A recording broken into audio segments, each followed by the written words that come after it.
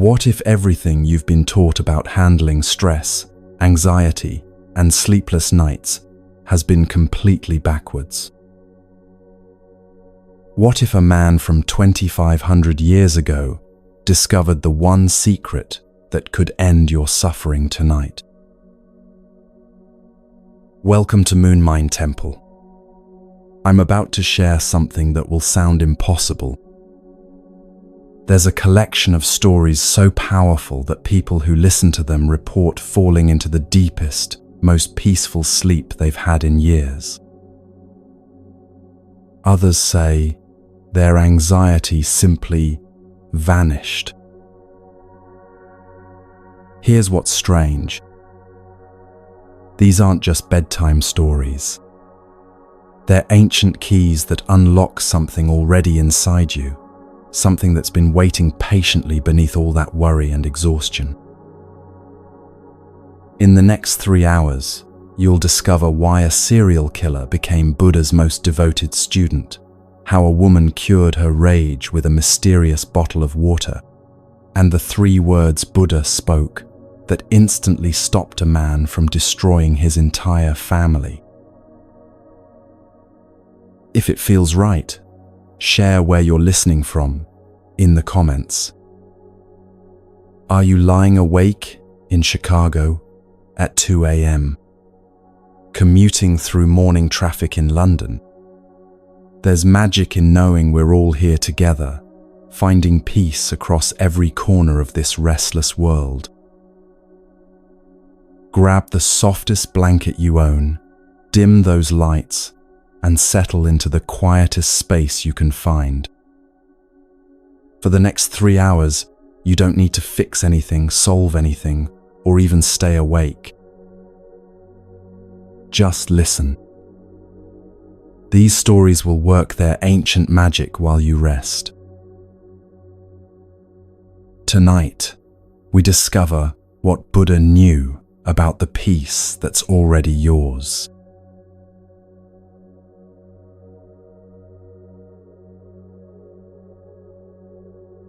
There was once a day when Buddha was walking with his closest students along a dusty road that stretched between 2 ancient villages. The sun hung heavy in the afternoon sky, and their robes clung to their skin with the kind of heat that makes every step feel like walking through honey.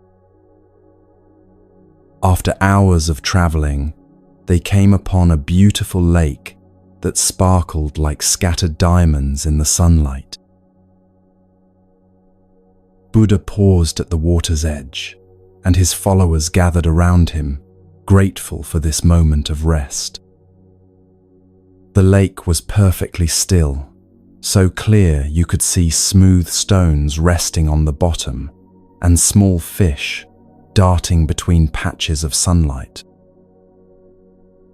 Buddha turned to his youngest disciple, a man named Ananda who had been walking in silence, lost in worried thoughts about the challenges that lay ahead in their journey. "Ananda," Buddha said gently, his voice carrying the kind of warmth that immediately puts a troubled heart at ease. "I find myself quite thirsty. Would you be so kind as to bring me some water from this lake?" Ananda bowed respectfully and walked toward the water's edge, cupping his hands in preparation. But just as he knelt beside the lake, something unexpected happened. A group of village children came running down the hillside, laughing and shouting as they splashed into the water to escape the afternoon heat. Their feet kicked up clouds of mud and sand from the lake bottom. At the same moment, a farmer appeared with his ox-drawn cart, crossing directly through the shallow part of the lake. The heavy wooden wheels churned through the water, stirring up even more sediment. Within minutes, the crystal-clear lake had transformed into a swirling, muddy pool where you couldn't see your own reflection, let alone the bottom. Ananda stared at the murky water, his heart sinking. How could he possibly offer this muddy, turbulent water to his beloved teacher? The water looked completely undrinkable, thick with dirt and debris, nothing like the pristine lake they had discovered just moments before. He returned to Buddha with empty hands and a troubled expression. "Master," he said, his voice heavy with disappointment, "I cannot bring you this water. The lake has become muddy and disturbed. It would not be fit for you to drink. Perhaps we should continue walking until we find another source." Buddha looked at his student with eyes full of understanding and the faintest hint of a smile. "Let us rest here under this tree for a while," he suggested, settling himself comfortably in the shade of an ancient fig tree whose branches stretched wide over the water. "The walking has been long, and sometimes the wisest action is simply to be still." The disciples arranged themselves around their teacher, some closing their eyes to meditate, others gazing out at the slowly moving water.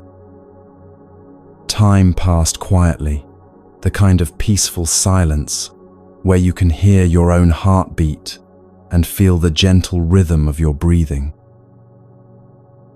Birds called softly from the trees overhead, and a gentle breeze began to stir the air. After about half an hour had passed, Buddha turned again to Ananda. "My friend," he said with the same gentle warmth as before, "would you now go to the lake and bring me some water to drink?" Ananda looked puzzled but obediently rose and walked back to the water's edge. What he saw there took his breath away. The lake had returned to its original crystal clarity. All the mud had settled naturally to the bottom, and the water above sparkled clean and pure in the afternoon light. Small fish swam lazily through shafts of golden sunlight, and he could once again see every stone and pebble resting peacefully on the lake floor. With wonder in his heart, Ananda carefully filled a wooden bowl with the clear, fresh water and brought it to Buddha. As he offered the bowl, Buddha accepted it with both hands, as if receiving a precious gift. He took a slow, mindful sip, then looked directly into Ananda's eyes. "Tell me, my dear student," Buddha said quietly, "what did you do to make this water clean?" Ananda thought for a moment, then replied honestly, "I did nothing at all, Master. I simply waited." The mud settled by itself, and the water became clear again. Buddha nodded slowly, and his smile deepened. "This is one of life's most profound teachings," he said, his voice carrying the weight of infinite compassion. "Your mind, Ananda, is exactly like this lake. When it becomes disturbed by worry, anger, fear, or endless thinking, it grows muddy and unclear. In those moments, you cannot see clearly, you cannot think clearly, and you certainly cannot find peace. But here is what most people never understand. You do not need to fight the muddy water. You do not need to strain it, filter it, or stir it more vigorously. The very act of fighting against disturbed thoughts only creates more disturbance, just as thrashing in muddy water only makes it muddier.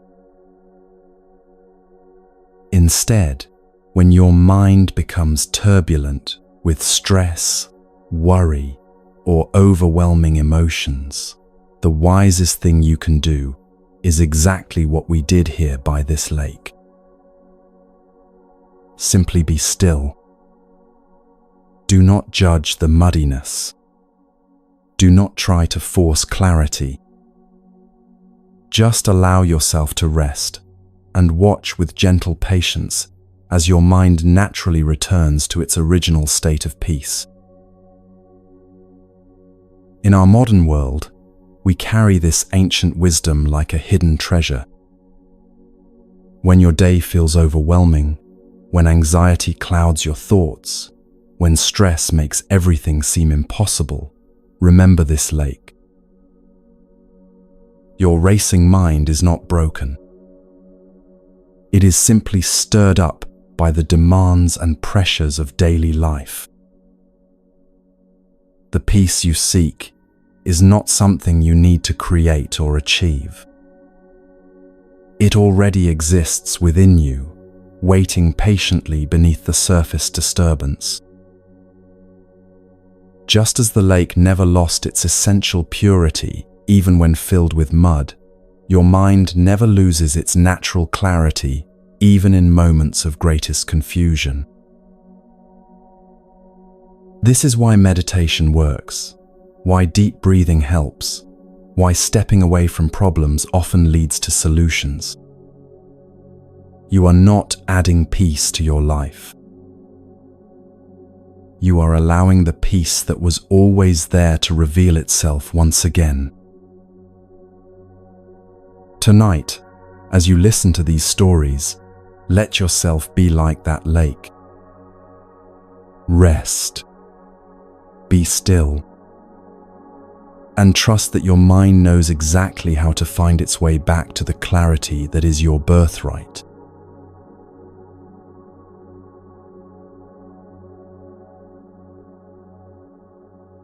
As Buddha continued his travels through the ancient villages of India, he carried with him very few possessions.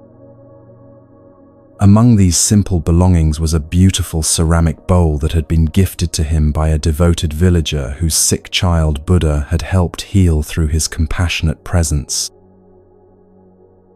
This wasn't just any ordinary bowl. It had been crafted by skilled hands, painted with delicate lotus flowers that seemed to dance around its curved surface, and glazed to a shine that caught the morning light like captured sunshine.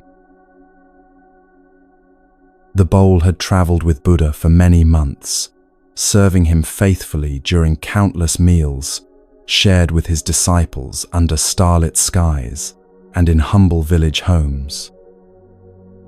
It had held rice offered by grateful farmers, water drawn from mountain streams, and simple vegetable broths prepared by monks who found joy in serving their teacher. To his followers, this bowl had become almost sacred, a symbol of their master's journey and the love that people felt for his teachings. One particular morning, as golden light filtered through the leaves of a grove where they had spent the night, Buddha sat peacefully with his disciples, preparing for their daily meal. A young monk named Rahula, who was actually Buddha's own son, approached carrying the morning's simple offering of rice and lentils. The camp was filled with the quiet contentment that comes from sleeping under open sky and waking with the natural rhythm of the earth. As Buddha reached for his cherished bowl, something unexpected happened. Perhaps it was the morning dew that had made the ground slightly slippery, or maybe it was simply one of those moments when the physical world reminds us of its unpredictable nature. The beautiful bowl slipped from Buddha's gentle hands and fell onto a rock beside his sleeping place. The sound that followed was sharp and final, the unmistakable crack of ceramic breaking. The bowl split cleanly into several pieces, its lovely lotus paintings now fragmented across the scattered shards. The morning's rice spilled across the earth, mixing with dirt and fallen leaves. Buddha's disciples gasped in dismay. Some immediately rushed forward, trying to gather the broken pieces as if they might somehow be made whole again. Others looked stricken, as though they had personally failed their teacher by allowing this accident to happen. A few began expressing their sorrow aloud, lamenting the loss of such a meaningful and beautiful object. But Buddha himself remained completely still, gazing down at the broken bowl with the same serene expression he might wear while watching clouds drift across the sky.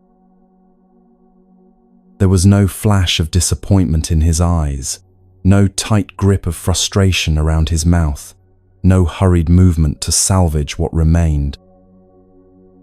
He simply observed what had happened with the kind of peaceful acceptance that comes from understanding something profound about the nature of all things. After a few moments of contemplative silence, Buddha spoke in a voice so calm and gentle that it immediately soothed his distressed followers. "Why do you look so troubled, my dear friends?"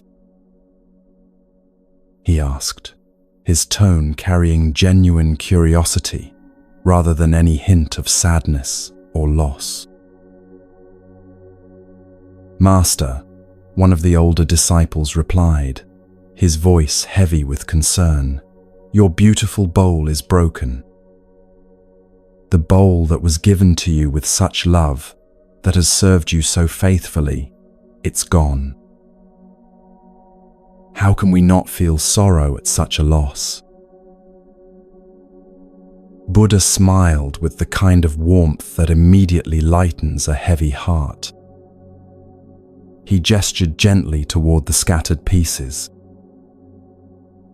"This bowl has not gone anywhere," he said softly.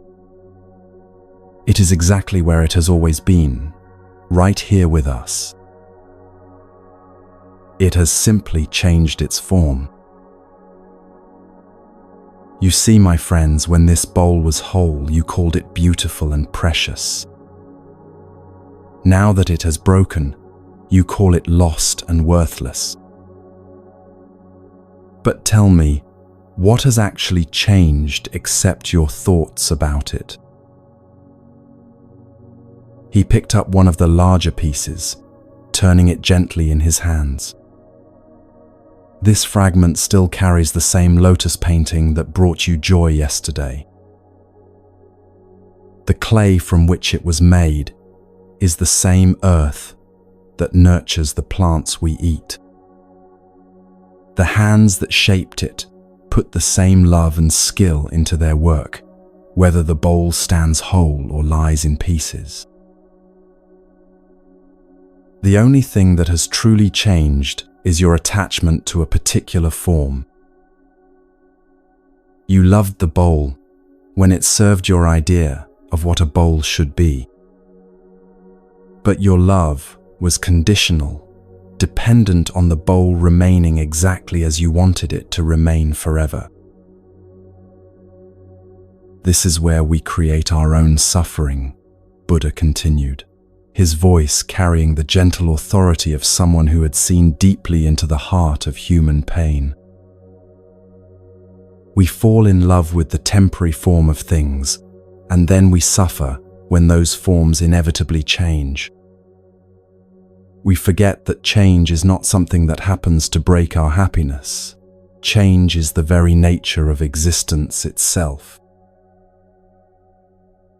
Everything you see around you is in constant flow. Your body is changing with every breath, every heartbeat. The seasons change, bringing new flowers that bloom and fade.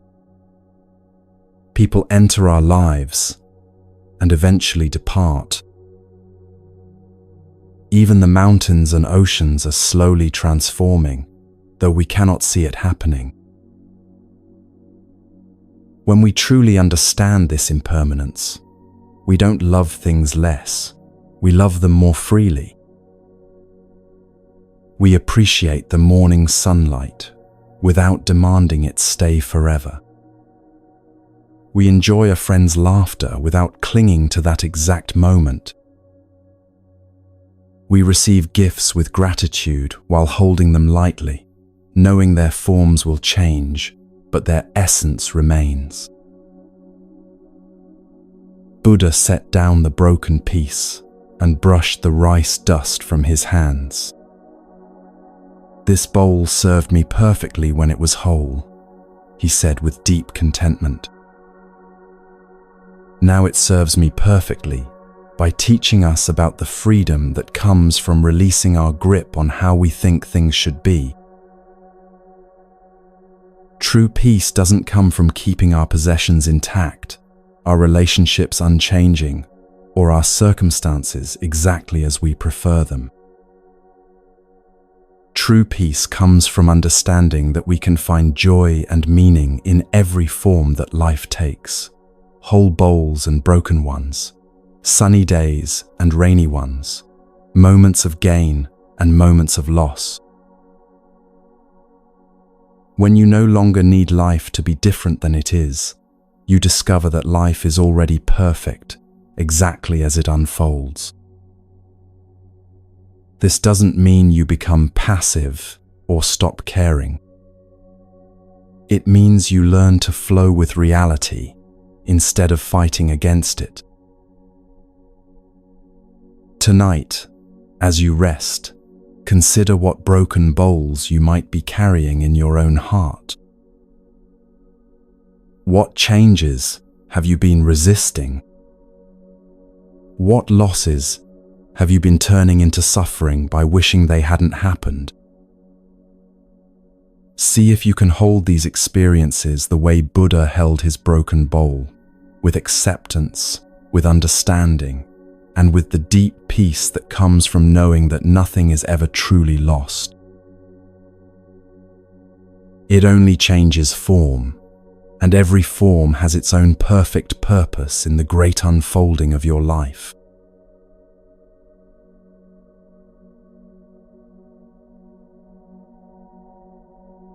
As the warm afternoon sun filtered through the leaves of the great Bodhi tree, Buddha sat peacefully with his closest disciples gathered in a circle around him.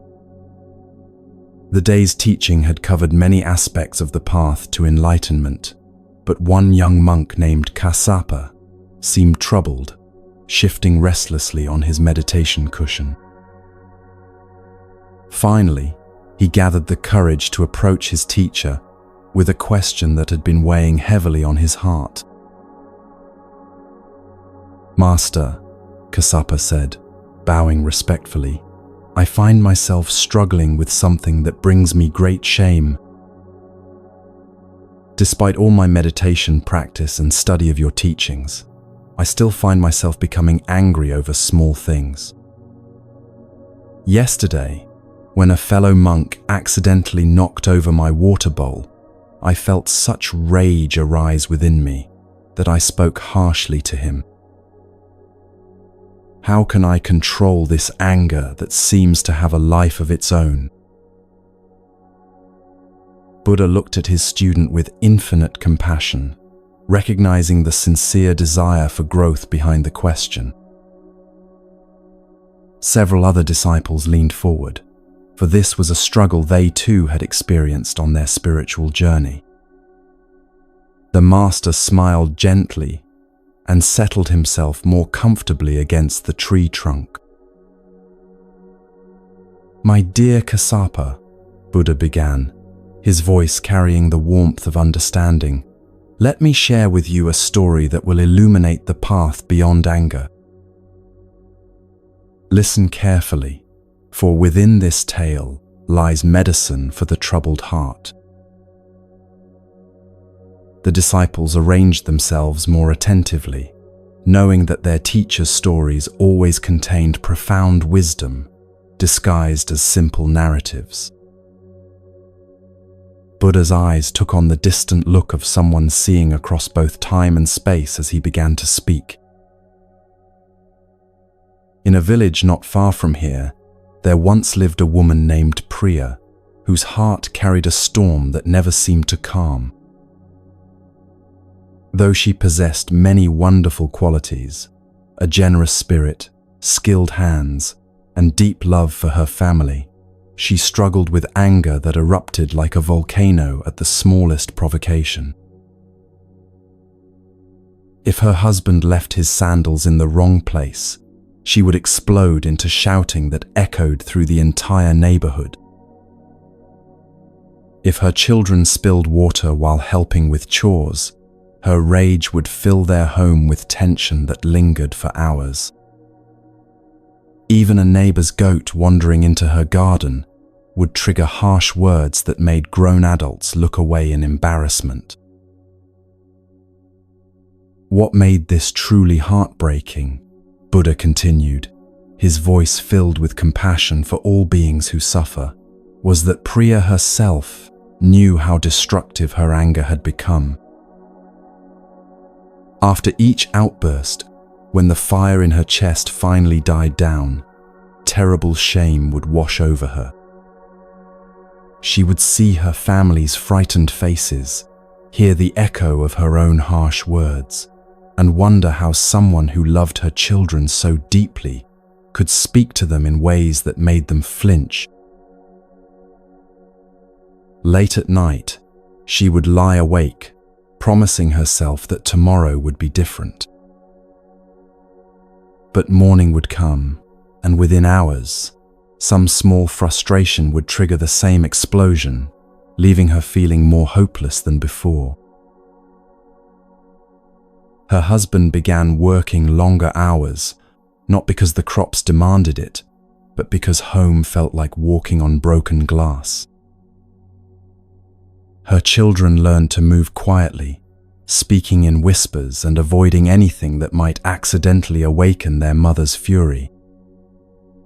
The joy that should fill a family home was slowly being replaced by nervous tension.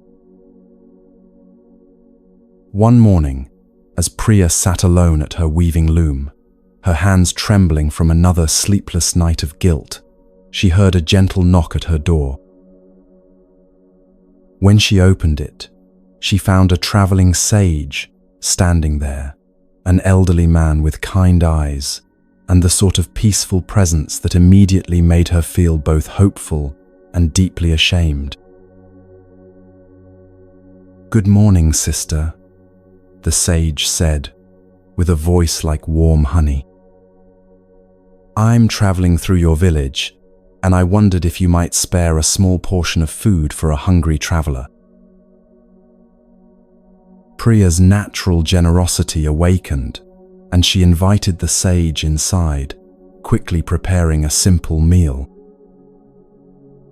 As he ate with obvious gratitude, something about his peaceful manner made her feel safe enough to share the burden she had been carrying alone. "Holy One," she said quietly, "I have a terrible problem. I have this anger inside me that erupts like a volcano, destroying my family's happiness.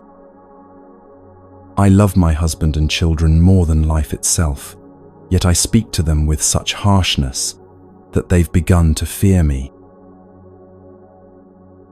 I've tried everything, prayers, promises, even holding my breath when I feel anger rising. But nothing works. The moment something frustrates me, words pour out like poison, and I can't seem to stop them. Please, if you have any wisdom that might help, I'm desperate to find peace." The sage listened with complete attention, then reached into his traveling bag and withdrew a small glass bottle filled with clear liquid. He held it as if it contained something precious. "Sister," he said gently, "what I'm about to give you is very powerful medicine for anger. It has helped many people find peace, but it must be used exactly as I tell you, or it won't work. Are you willing to follow my instructions precisely? Priya nodded eagerly, her heart filling with hope. Yes, Holy One. I'll do exactly as you say. The sage placed the bottle carefully in her hands.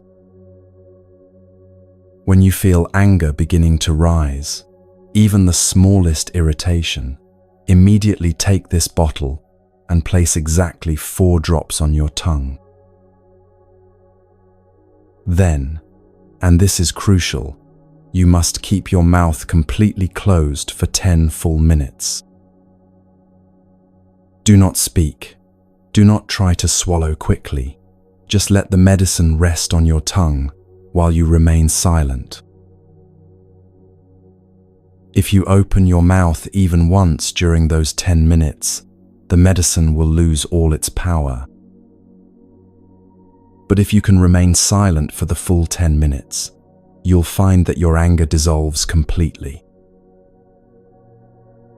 That very afternoon, Priya had an opportunity to test the medicine. Her youngest son accidentally knocked over a pot of curry she had been simmering for hours.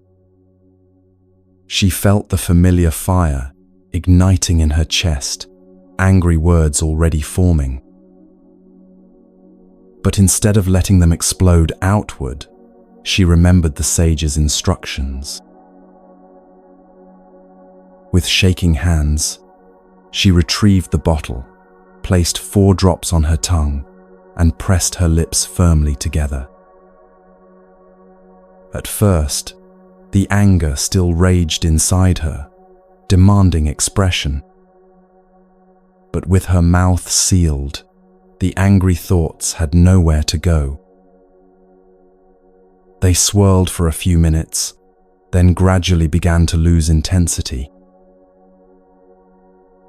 By the time 10 minutes passed, the fire had cooled to barely warm embers. Instead of seeing her son's accident as carelessness worthy of punishment, she saw it for what it truly was, a simple mistake made by a frightened child.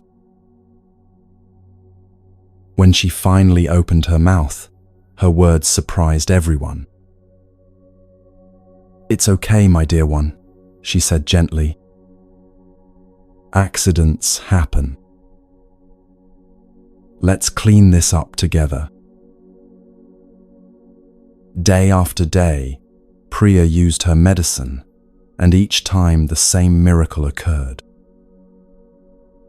The silence gave her anger time to cool naturally, and she discovered that most triggers were actually quite small and manageable when approached with a calm mind. After 7 days, her entire household had transformed. Her children began laughing freely again. Her husband started coming home earlier. Neighbors began visiting, drawn by the peaceful energy flowing from her home. When the sage returned a week later, Priya greeted him with joy radiating from her entire being. "Holy One, your medicine is miraculous. I haven't lost my temper once. How can I ever thank you?" The sage smiled with gentle amusement. "My dear sister, there was no medicine in that bottle. It contained only water from the village well. The real medicine was something you carried within yourself all along, the power of silence. When you kept your mouth closed, you discovered what wise people have known for thousands of years. Anger cannot survive without the fuel of words. Most anger lives not in our hearts, but in our mouths. It grows stronger every time we speak it, every time we give it voice. But when we remain silent, anger has no food to sustain itself. Like a fire without wood, it simply burns out naturally. Between feeling anger and expressing anger, there is always a choice. In that space of silence, wisdom can arise, compassion can awaken, and you can respond from your highest self rather than your most reactive self. Buddha paused, allowing the story's wisdom to settle into his disciples' hearts. He looked directly at Kassapa, whose face now showed deep understanding. "You see, my dear students," Buddha concluded softly, "anger is like a burning coal that you pick up with the intention of throwing at someone else. You are the one who gets burned first. But silence is the cool water that extinguishes the coal before it can cause harm to yourself or others. This is why we practice mindful speech, why we cultivate the pause between stimulus and response. In that sacred space of silence, we remember who we truly are, not creatures driven by every passing emotion, but beings capable of wisdom, compassion, and peace.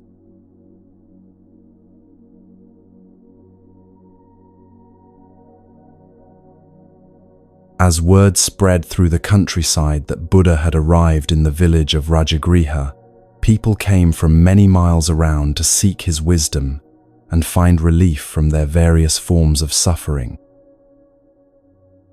Among those drawn to the great teacher was a man whose life had been marked by poverty so severe that each day was a struggle simply to find enough food to survive.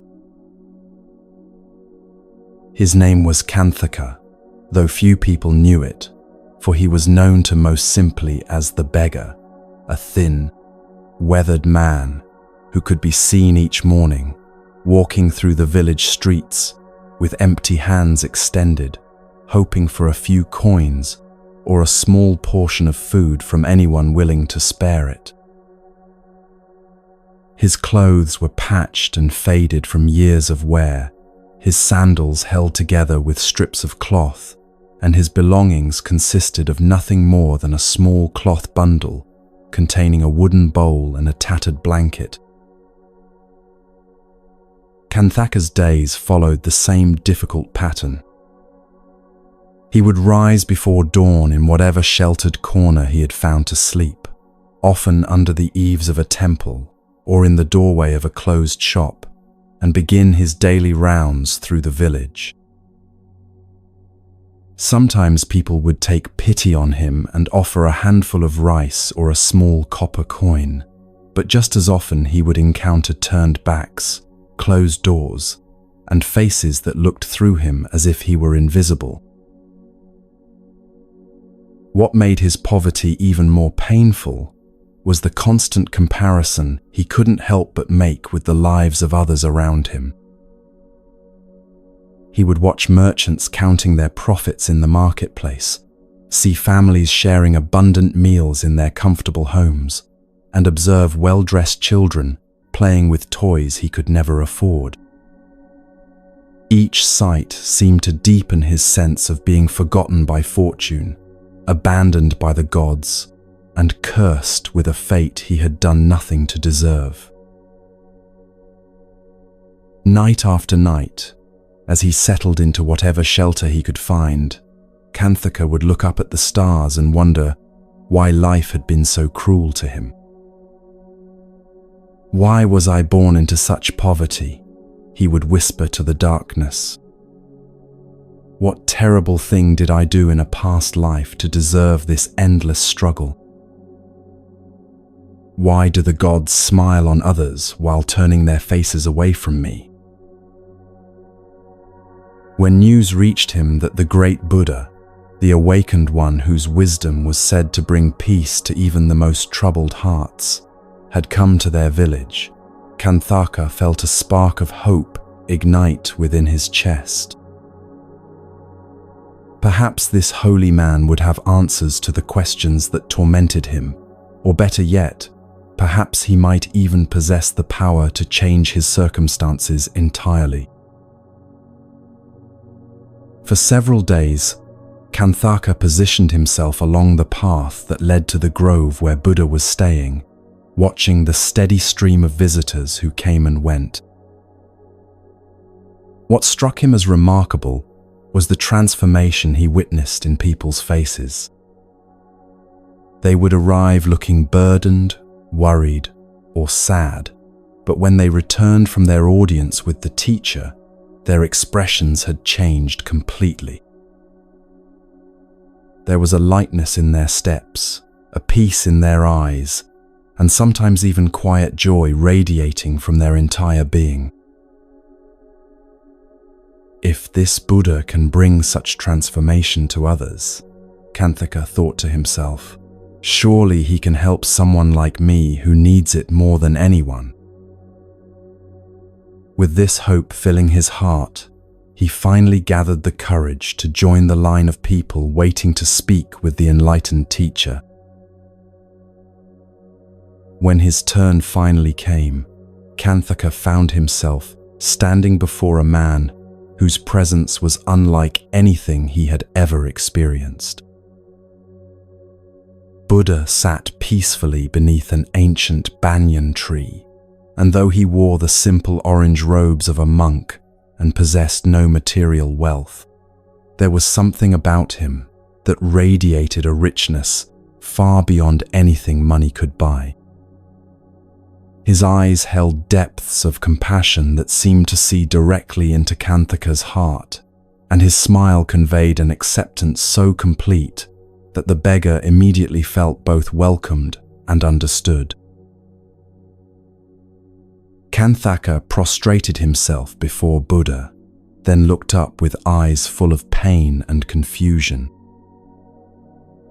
"O Blessed One," he began, his voice trembling with years of accumulated frustration, "I have come to you because I cannot understand my fate. Almost everyone in this village lives in comfort and happiness.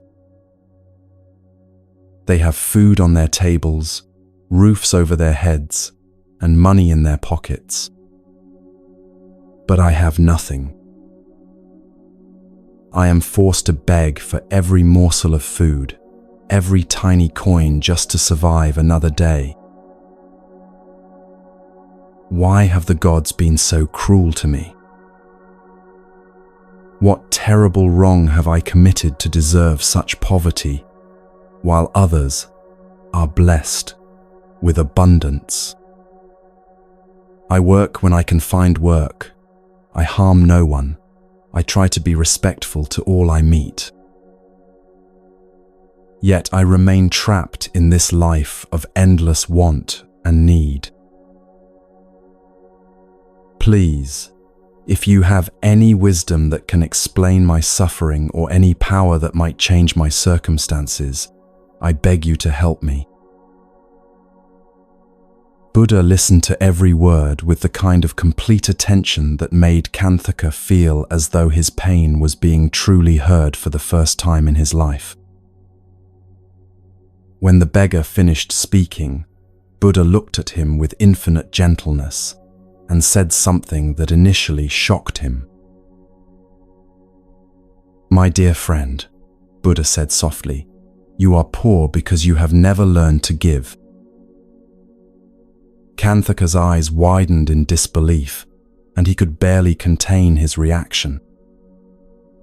"Blessed One," he replied, his voice rising slightly with emotion, "surely you must be testing me or speaking in riddles.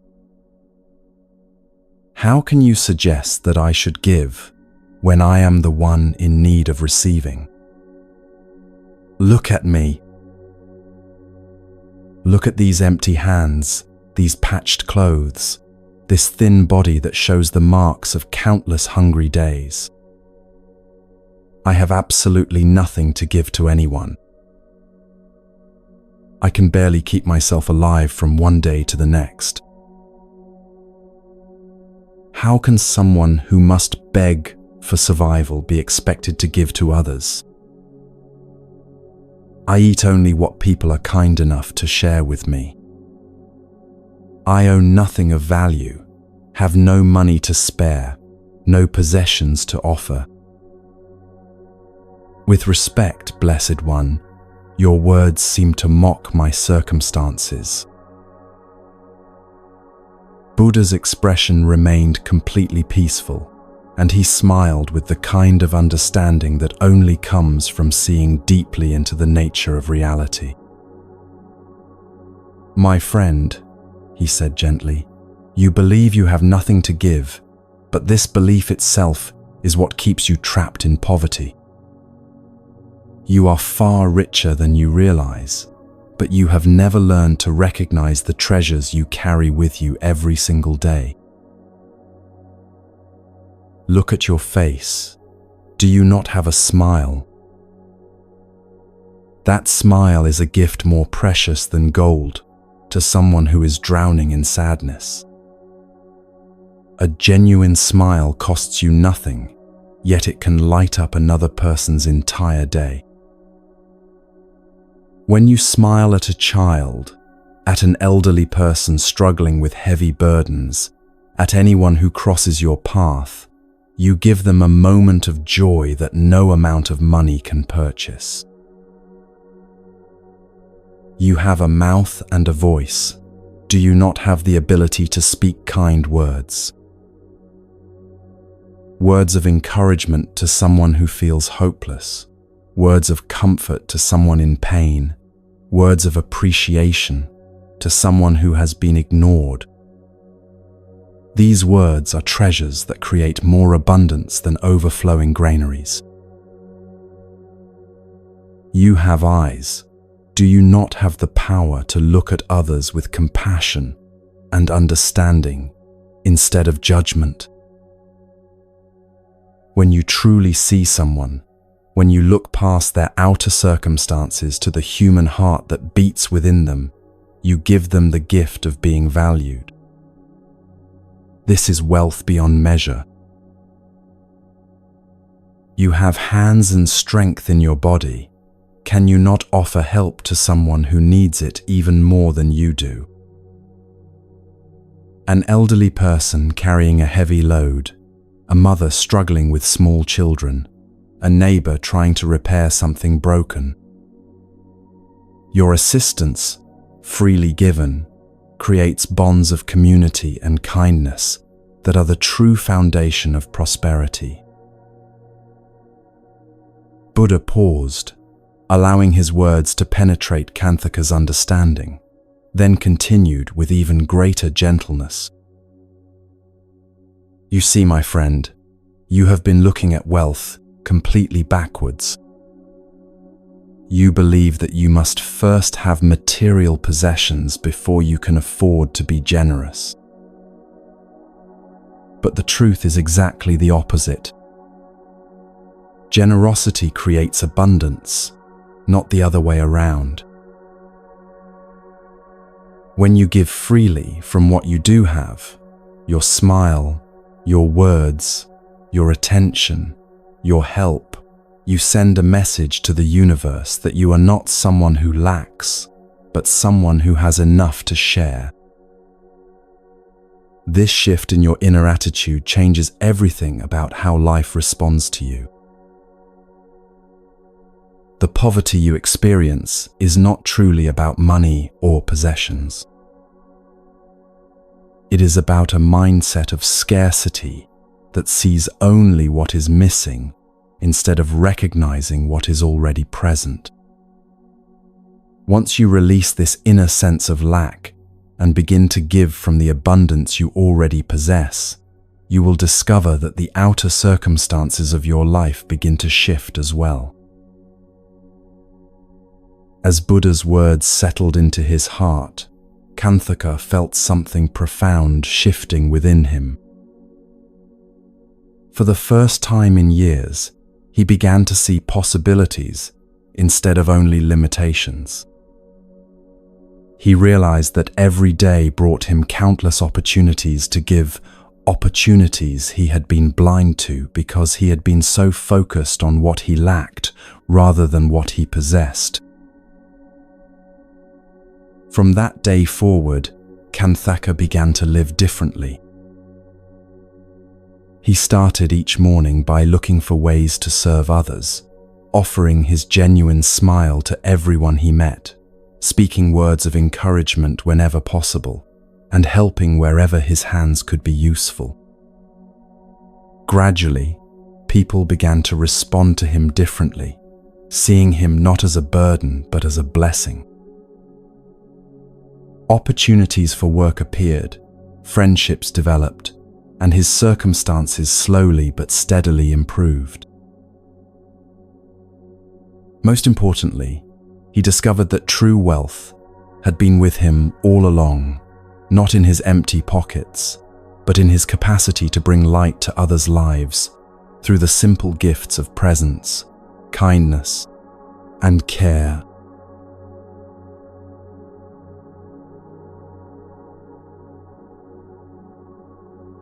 During one of Buddha's teaching sessions in a peaceful grove outside the village of Shravasti, a middle-aged merchant named Virat approached the circle of disciples with a face etched by deep lines of worry and exhaustion. His shoulders sagged as if carrying an invisible weight, and his eyes darted nervously as though his mind were racing through an endless list of concerns that never seemed to diminish. Virat had traveled many days to find Buddha, driven by a desperation that had been growing stronger with each passing month. As a successful trader, he managed multiple business ventures, supported an extended family, and carried responsibilities that seemed to multiply faster than he could handle them. But what troubled him most wasn't the work itself. It was the constant crushing weight of worry that had begun to consume his every waking moment. "Blessed One," Virat said, as he bowed before Buddha, his voice trembling with fatigue, "I have come seeking your wisdom because I feel as though I am drowning in my own thoughts. Every day brings new concerns that pile upon the old ones. I worry about my business ventures, about having enough money to support my family, about my children's futures, about my aging parents' health. I worry about decisions I made years ago and decisions I must make tomorrow. These worries follow me everywhere, when I'm trying to work, when I'm with my family, even when I attempt to sleep. They circle in my mind like vultures, growing stronger and more overwhelming with each passing day. I feel constantly exhausted, but I cannot seem to put these burdens down. How can I find relief from this endless mental suffering that seems to have no solution?" Buddha listened with complete attention, observing not just Virat's words but the tension in his body, the rapid rhythm of his breathing, and the restless energy that indicated a mind that had forgotten how to be still. Without saying anything immediately, Buddha reached for a simple clay cup that sat nearby and filled it with fresh water from a pitcher beside him. Holding the cup steady in his right hand, Buddha looked directly at Virat and asked, "Tell me, friend, how heavy do you think this cup of water is?" Virat looked puzzled by what seemed like an odd question given the serious nature of his suffering, but he answered respectfully, "Blessed One, it appears to be quite small. I would guess it weighs no more than a few ounces, certainly nothing that would be difficult to hold." Buddha nodded thoughtfully and continued holding the cup perfectly still. "You are quite right," he agreed. "This cup weighs very little, and as you can see, I can hold it easily without any strain or discomfort.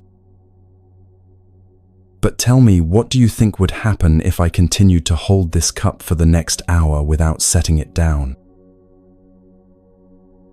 Virat considered the question carefully. Well, blessed one, I imagine that after an hour, your arm might begin to feel tired from holding it in the same position for so long. The cup would feel heavier than it does now, even though its actual weight hasn't changed at all. Exactly, Buddha replied, still maintaining his steady grip on the cup. And what if I were to hold it for an entire day without rest? By then, Virat answered, beginning to see where this demonstration might be leading, your arm would likely be in considerable pain. The muscles would be cramped and aching. What started as a light, manageable weight would feel unbearably heavy, even though the cup itself remained exactly the same. Buddha smiled with gentle approval and carefully set the cup down on the ground beside him. As he flexed his fingers and relaxed his arm, he looked directly into Virat's troubled eyes. My dear friend, this simple cup demonstrates the exact nature of your suffering, Buddha explained, his voice carrying the warmth of complete understanding. Your worries and concerns are like this cup of water. Each individual worry, when it first arises, may be quite manageable, no heavier than this small cup. The problem is not the weight of any single concern, but the fact that you have been carrying all of them continuously, never setting them down, never giving your mind a moment of rest. When you hold on to a worry for hours, it becomes more burdensome. When you carry it for days, it grows heavier still. When you clutch the same concerns for months or years, they become so overwhelming that they seem impossible to bear, even though the actual situations they represent may not have changed at all. The cup doesn't become heavier by sitting in my hand. My arm becomes tired from holding it. Similarly, your problems don't necessarily become worse over time. Your mind becomes exhausted from carrying them without relief. The solution is not to pretend your concerns don't exist, just as the solution to my tired arm was not to pretend the cup wasn't there. The solution is to learn when and how to set them down, to give your mind periods of rest and renewal, just as I gave my arm relief by placing the cup on the ground. Buddha gestured toward the peaceful grove around them, where birds sang softly and sunlight filtered gently through the leaves. This is why we practice mindfulness and meditation, not to escape from life's challenges, but to learn the art of carrying them wisely. When you set aside dedicated time each day to simply be present in this moment, without rehearsing past regrets or future fears, you give your mind the same relief I gave my arm. During these periods of mental rest, you discover something remarkable. Many of the worries that seemed so urgent and overwhelming begin to appear in their true proportion. Some reveal themselves to be much smaller problems than they appeared when you were carrying them constantly. Others show you solutions that were invisible while your mind was cramped with tension. Most importantly, you remember that you are not your worries. You are the awareness that can observe worries arising, acknowledge them, address what needs attention, and then consciously choose to set them down when carrying them serves no useful purpose. Buddha picked up the cup once more, held it briefly, then set it down again with deliberate mindfulness. Practice this simple wisdom, my friend. Each evening, consciously set down the concerns you have been carrying all day. Each morning, pick up only what truly requires your attention, and only for as long as that attention serves a useful purpose. Your mind, like my arm, will grow strong through this practice of knowing when to hold and when to release. This is the path to carrying life's burdens with grace, rather than being crushed beneath their accumulated weight.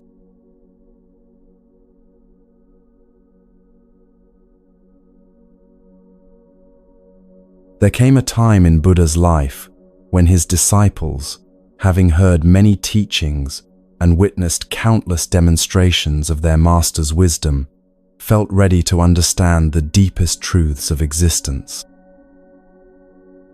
They had learned to calm their minds like still water, to release their attachments like broken bowls, and to speak with the wisdom of silence. But something in their hearts yearned for the profound understanding that had transformed their teacher from a seeking prince into an awakened being. One evening, as they sat beneath the same type of fig tree under which Buddha had found enlightenment years before, the eldest disciple, Sariputta, approached his master with a request that came from the depths of his soul. "Blessed One," he said with deep reverence, "we have been privileged to learn from your wisdom and to witness the peace that radiates from your being.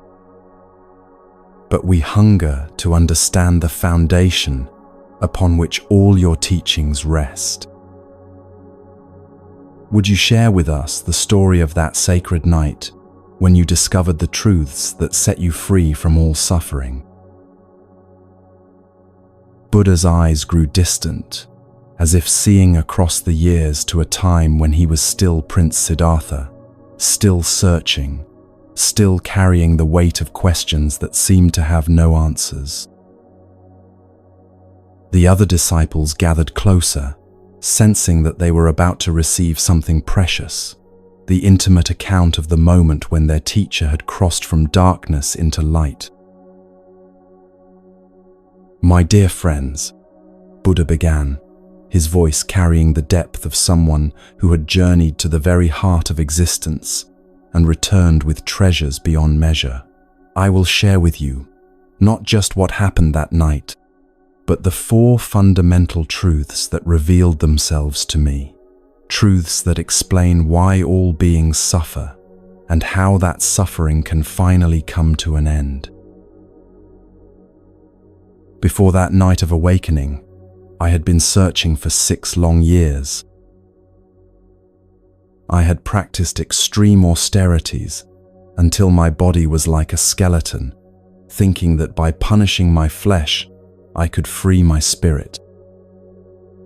I had studied with the wisest teachers of my time, mastering meditation techniques that could transport consciousness to the highest realms.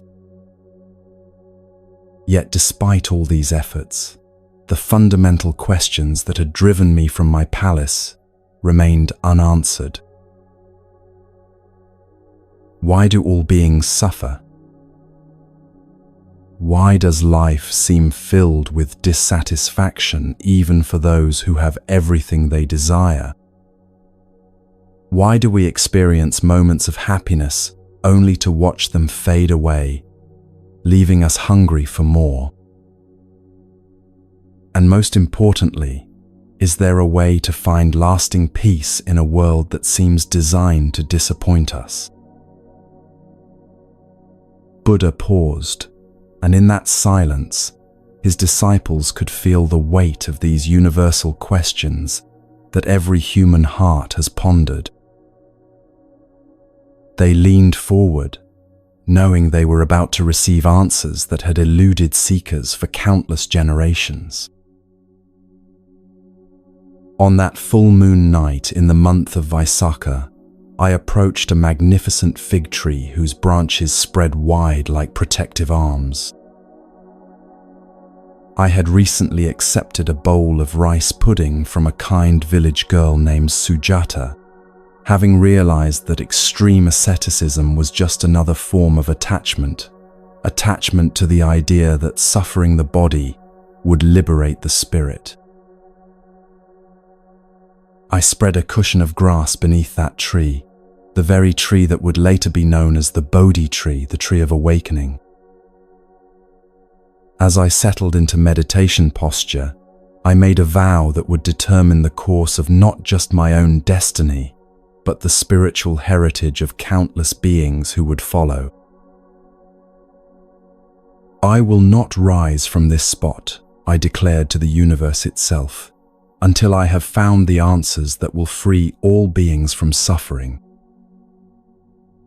Though my body may wither, though my mind may be tested by every force of illusion and fear, I will remain here until enlightenment is achieved or death claims me. As the night deepened, I entered into meditation deeper than any I had ever experienced.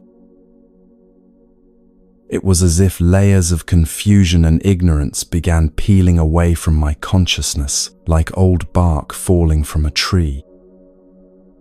In the first watch of the night, I gained the ability to see my past lives stretching back through countless existences. I witnessed the endless cycle of birth, death, and rebirth that all beings experience, driven by desires and actions whose consequences ripple across lifetimes.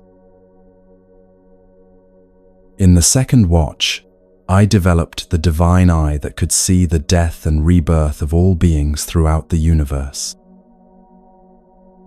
I understood how karma, the law of cause and effect, determines where consciousness goes after death, how good actions lead to fortunate rebirths and harmful actions lead to suffering states. But it was in the third watch of the night, as dawn approached, that the most profound revelations came. Like the sun rising to dispel darkness, 4 fundamental truths about existence blazed forth in my consciousness, with such clarity that they seemed to illuminate not just my mind, but the very fabric of reality itself. The first truth struck me like lightning illuminating a landscape that had been hidden in darkness. I saw with perfect clarity that life, as we ordinarily experience it, is characterized by dukkha, a word that encompasses suffering, dissatisfaction, imperfection, and the basic unreliability of conditioned existence. This doesn't mean that life contains only pain and no joy. Rather, I understood that even our happiest moments carry within them the seeds of dissatisfaction. When we experience pleasure, we worry about losing it. When we achieve goals, we quickly set new ones, never finding lasting fulfillment. When we love someone, we fear separation. Even when everything in our external life seems perfect, there remains an underlying restlessness, a sense that something is missing. I saw that birth involves suffering, the trauma of entering this world. Aging involves suffering, watching our bodies and minds decline. Sickness involves suffering, experiencing pain and limitation. Death involves suffering, facing the unknown and leaving behind everything familiar.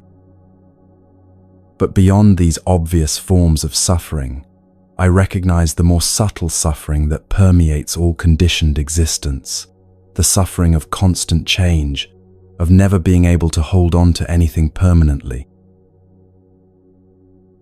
As this first truth settled into my understanding, the second truth arose with equal clarity. I saw the root cause of all this suffering, tanha, which means thirst or craving. This is not just wanting things, but the deep-seated psychological compulsion to grasp after experiences, to make permanent what is inherently impermanent, to find satisfaction in what cannot ultimately satisfy. I understood that we suffer because we are constantly reaching for something else, more pleasure when we have pleasure, different circumstances when we face difficulties, eternal continuation of what we love, immediate removal of what we dislike. This craving operates on 3 levels. First, there is craving for sensual pleasures, not just physical pleasures, but any experience that gratifies our desires. Second, there is craving for existence itself, the desperate wish to continue being, to maintain our identity and experiences forever. Third, there is craving for non-existence, the wish to escape, to annihilate what we find unbearable. All of these forms of craving arise from a fundamental ignorance about the nature of reality. We believe that lasting happiness can be found in temporary things. We believe that we are separate, permanent selves who can possess and control our experiences. This ignorance fuels the endless cycle of desire, temporary satisfaction, dissatisfaction, and renewed desire that keeps us trapped in suffering. But even as I saw the depth of this predicament, the third truth dawned like the sun breaking through storm clouds. I realized that the cessation of suffering is possible. Nirvana, the extinguishing of the fires of greed, hatred, and delusion, is not just a theoretical possibility, but an achievable reality. When craving is fully understood and released, when the grasping mind learns to let go, when we stop demanding that reality be different from what it is, suffering ends. This doesn't mean becoming passive or indifferent.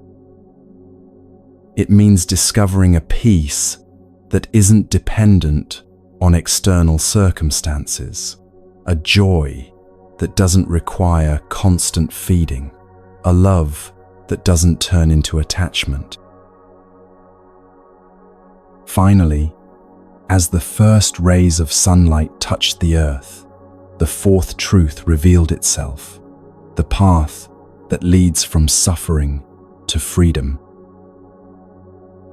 I saw with perfect clarity the 8 interconnected practices that, when followed together, gradually purify the mind and lead to complete liberation. This 8-fold path includes right understanding of these very truths we are discussing, right intention to follow the path with wisdom and compassion, right speech that is truthful and kind, right action that harms no living being, right livelihood that supports rather than undermines spiritual development, right effort that is persistent but not excessive, right mindfulness that maintains clear awareness of present moment reality, and right concentration that develops the deep states of meditation necessary for final insight. As this complete understanding crystallized in my consciousness, I felt something profound shift within my entire being. The seeking was over. The questions that had driven me from my palace through years of searching to this tree, on this night, had found their answers. I was no longer Prince Siddhartha, the seeker. I had become Buddha, the awakened one who had found the end of suffering. Buddha looked around at his disciples, whose faces showed the deep impact of receiving these profound teachings. These four truths are not philosophical concepts to be debated, but medicine for the human condition. They show us exactly where suffering comes from and exactly how to heal it. This is the path I offer to all beings, not blind faith, but clear understanding that can be tested and verified through direct experience. Tonight, as you rest, let these truths settle into your hearts like seeds planted in fertile soil. Tomorrow, we will explore how to walk this path that leads from suffering to the peace that surpasses all understanding.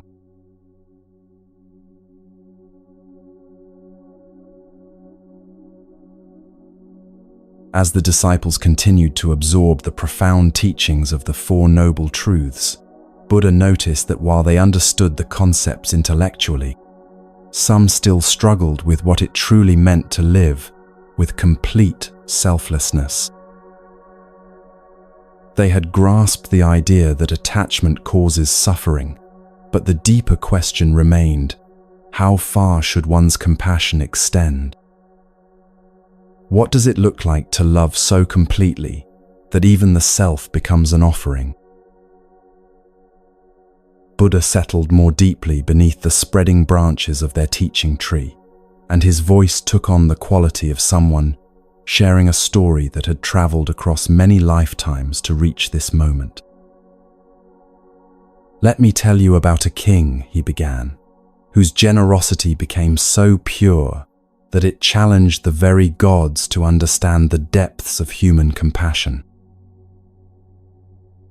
In ancient times, there ruled a king named Mahadana in a prosperous kingdom nestled between mighty rivers and fertile valleys.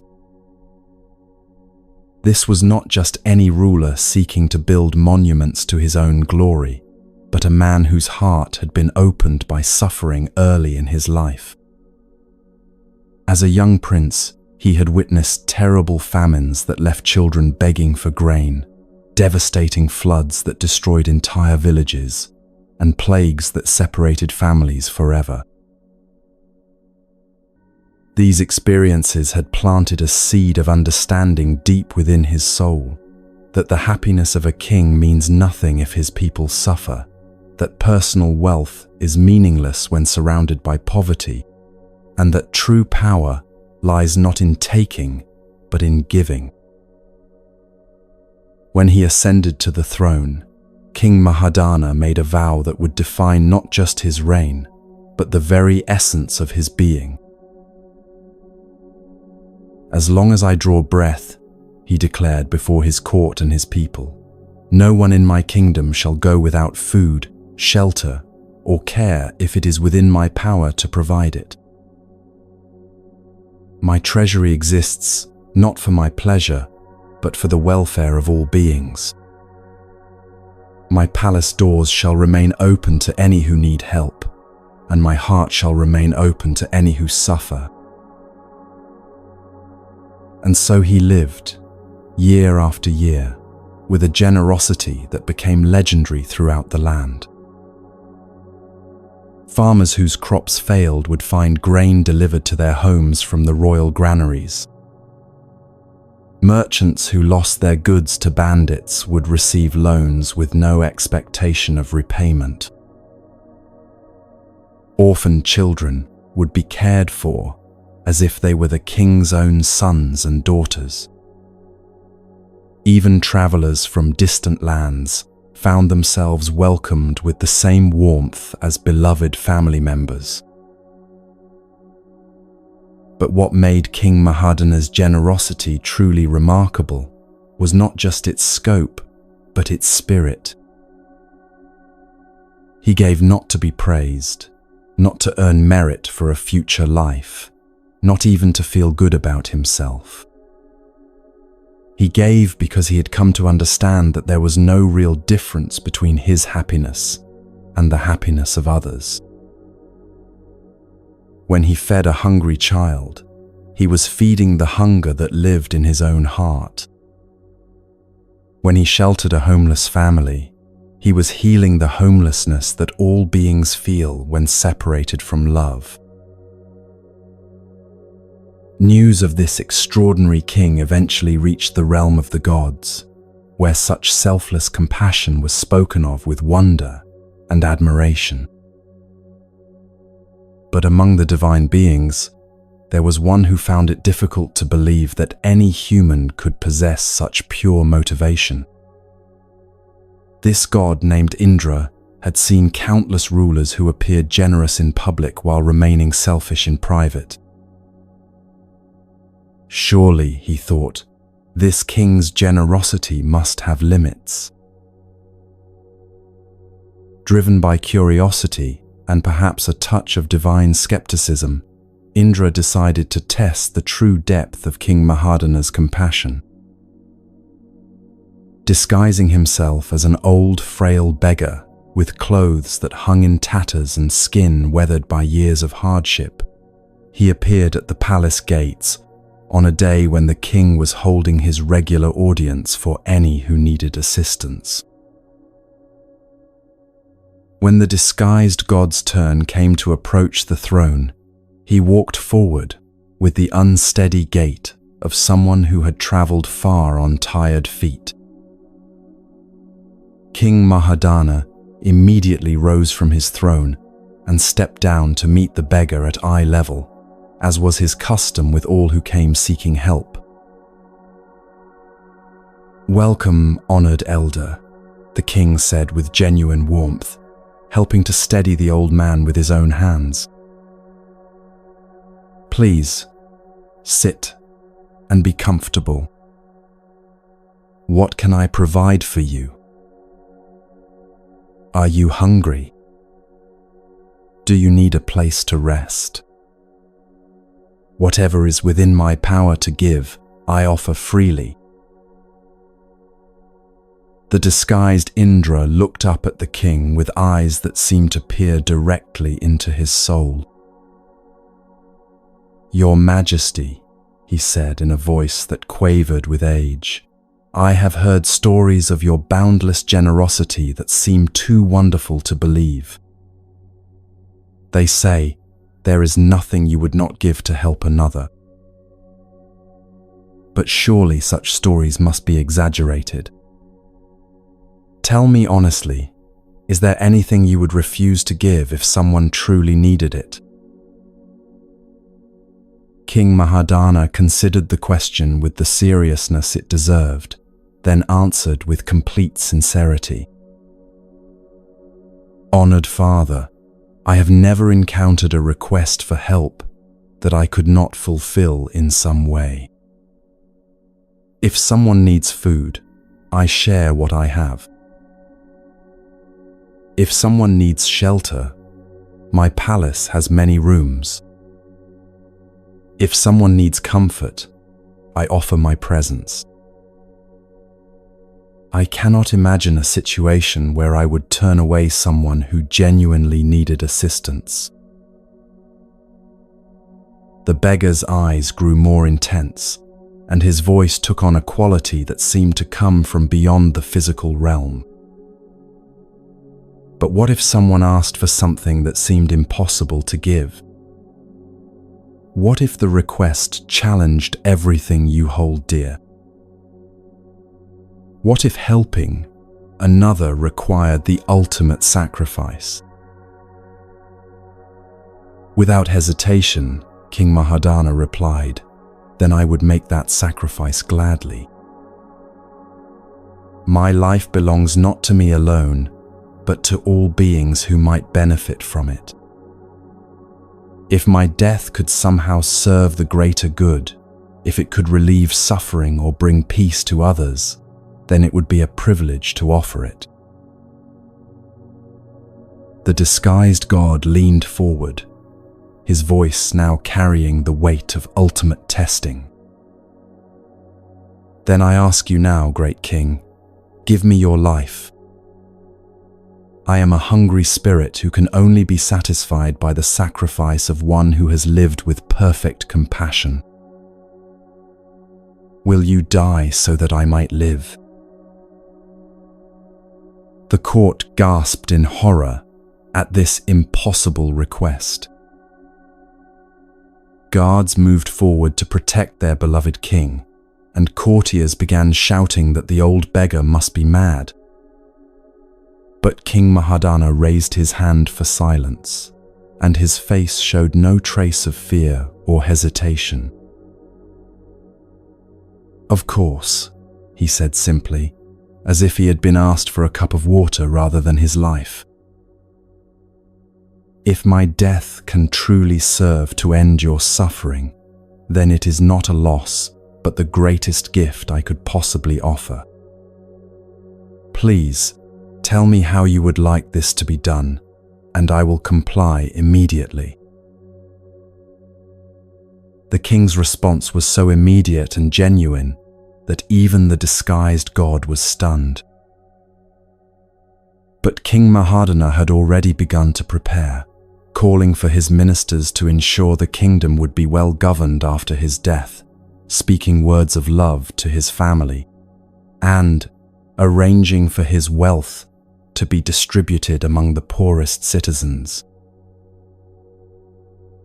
As the king knelt before the beggar, ready to offer his life with the same joy he had once offered gold and grain, the old man's appearance began to shimmer and change. The tattered clothes transformed into robes of celestial light, the bent frame straightened into divine majesty, and the weathered face revealed itself as that of Indra, king of the gods. "Rise, noble king," Indra said, his voice now resonating with divine authority and deep respect. "I came to test your generosity, but instead you have taught me the true meaning of selfless love. Never have I witnessed such complete compassion, even among the gods themselves. Your willingness to give your very life without hesitation shows that you have transcended the illusion of separation that keeps most beings trapped in selfishness. I do not require your death. I required only to witness the purity of your heart. You have shown that true generosity is not about giving things, but about giving oneself completely to the welfare of all beings. Live long, King Mahadana, and continue to be a light that shows others the path to selfless love." Buddha looked around at his disciples, whose faces reflected deep contemplation of this powerful teaching. "You see, my friends, this story reveals the ultimate truth about compassion. Real generosity is not measured by how much we give, but by how completely we give it." King Mahadana understood what many seekers spend lifetimes learning, that the self we think we must protect is actually the very barrier that prevents us from experiencing true joy. When we hold nothing back, when we offer our lives completely to the service of all beings, we discover that we lose nothing and gain everything. For in that moment of total surrender, we realize that we were never separate from those we serve. Their happiness is our happiness. Their freedom is our freedom. Their peace is our peace. This is the generosity that leads to enlightenment, not just the giving of material things, but the offering of our entire existence to the awakening and welfare of all life.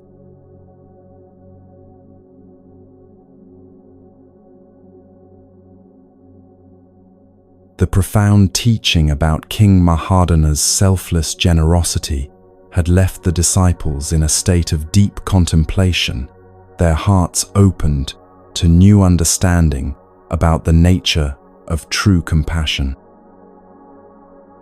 As the evening air grew cooler and the first stars began to appear in the darkening sky, Buddha noticed that some of his students seemed to be struggling with something that often challenges those who seek wisdom.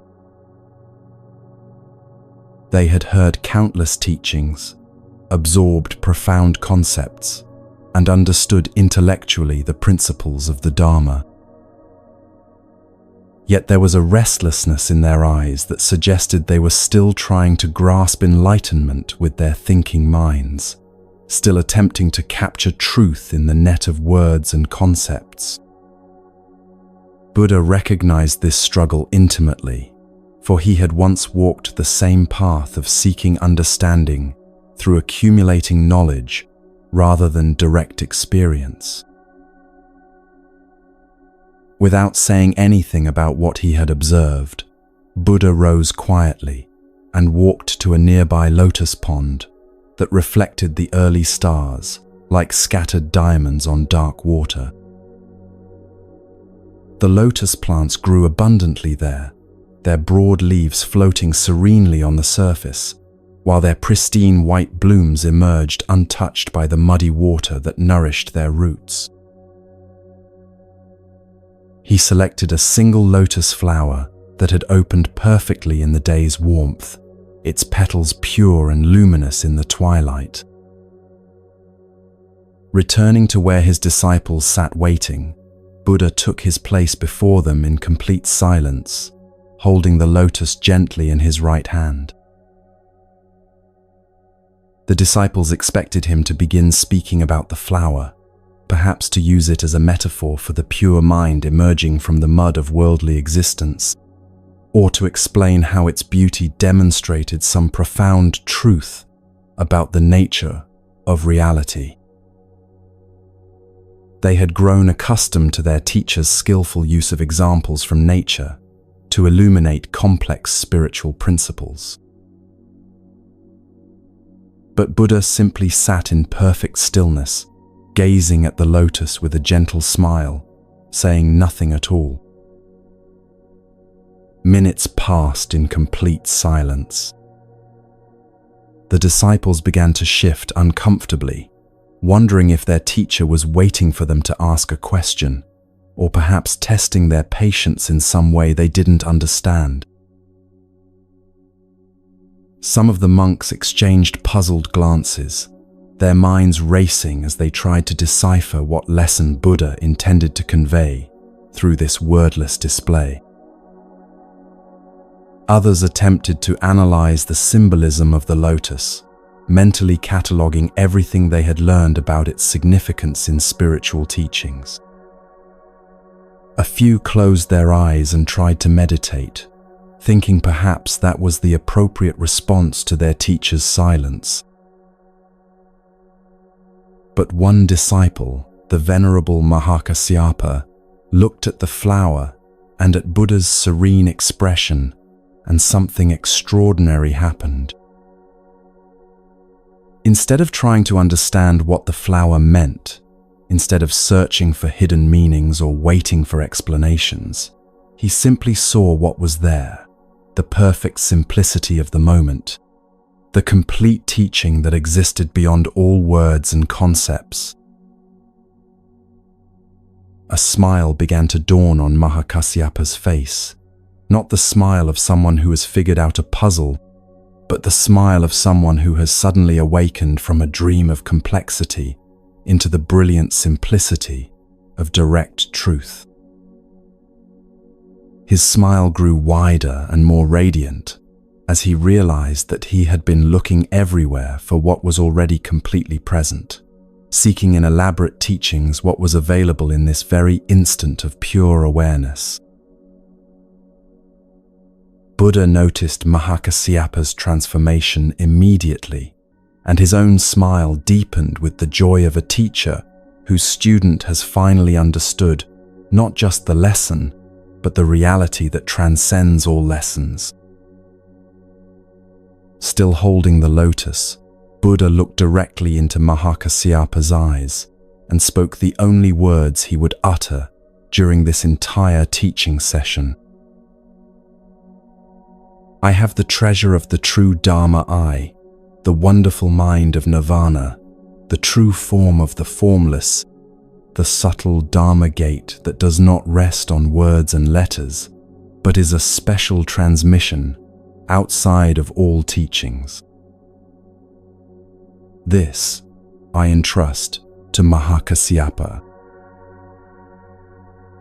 With these words, Buddha gently placed the lotus flower in Mahakassyapa's hands, and the other disciples witnessed something that would become legendary in the annals of spiritual transmission.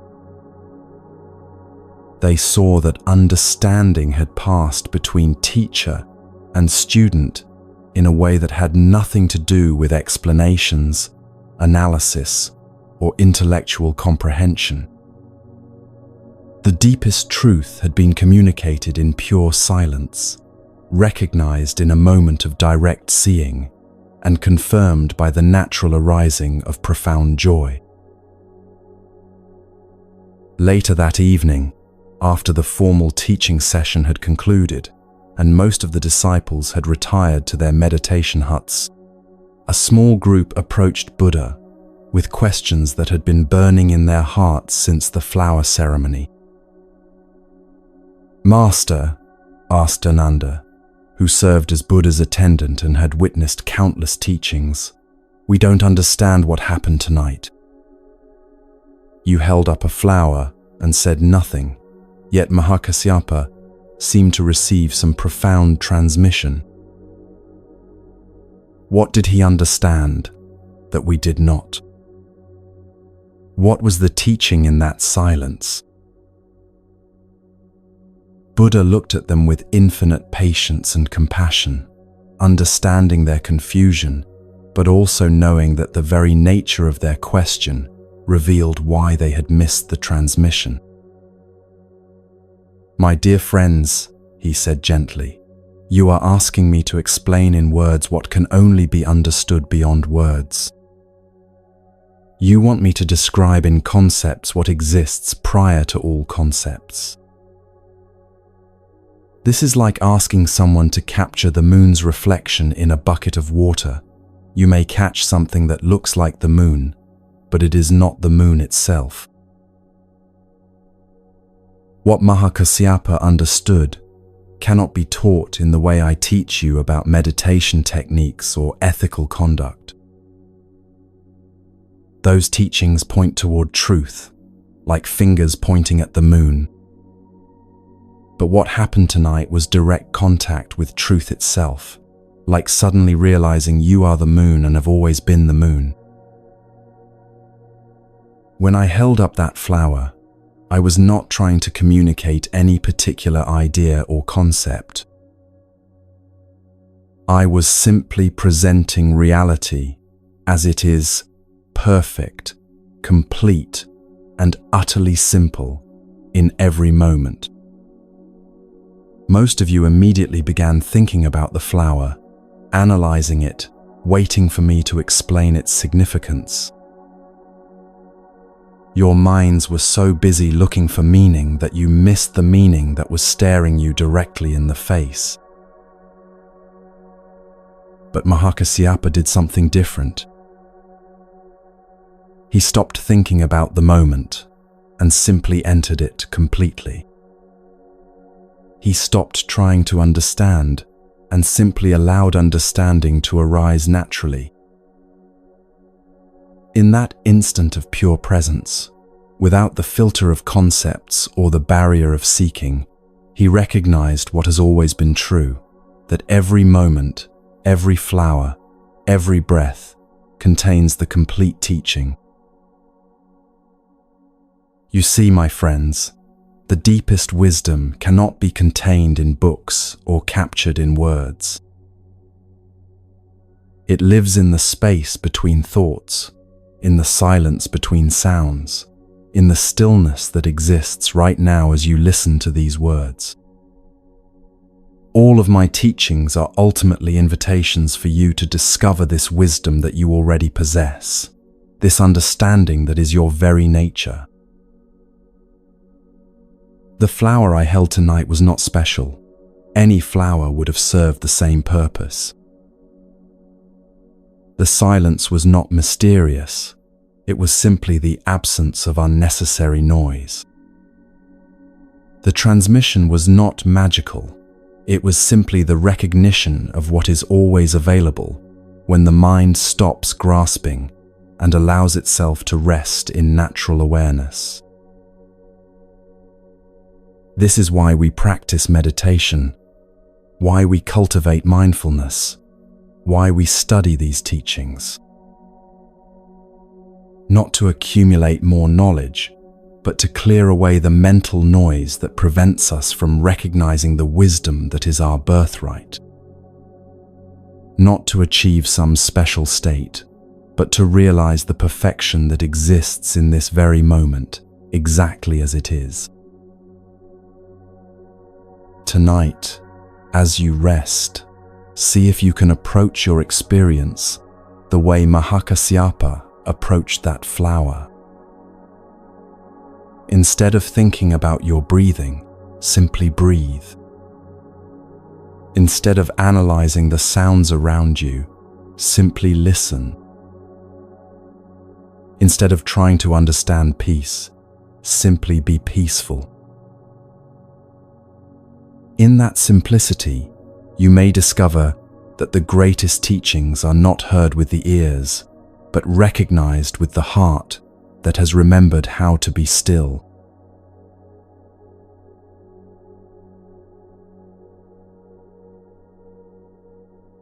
As the gentle wisdom of the flower sermon continued to resonate in the hearts of Buddha's disciples, the Master observed that while Mahakasyapa's sudden awakening had been inspiring, it had also created a new form of restlessness among some of the other monks.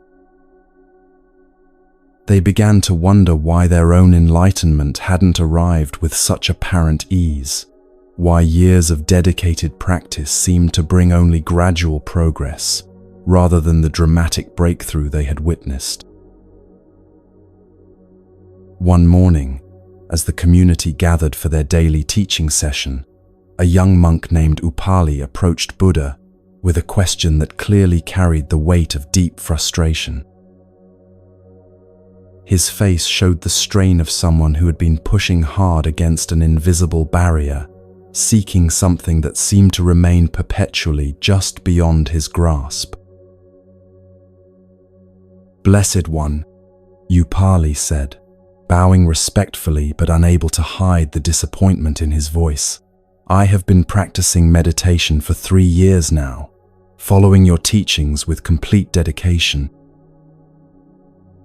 I rise before dawn, sit in silent contemplation for hours each day, study the scriptures diligently, and observe every precept with careful attention. Yet I feel no closer to enlightenment than when I began this journey. I watch other monks who seem to progress so naturally, who speak of insights and experiences that remain foreign to me.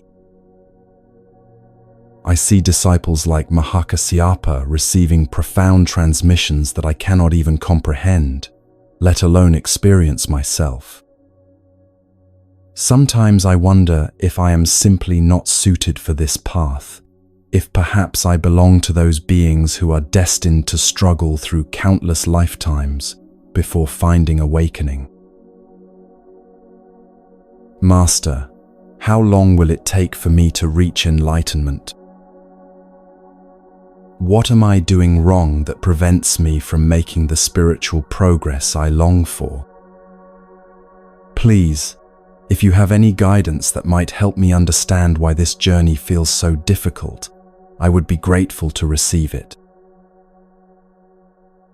Buddha listened to Upali's heartfelt confession with the deep compassion of someone who understood intimately the spiritual impatience that can arise even in the most sincere seekers.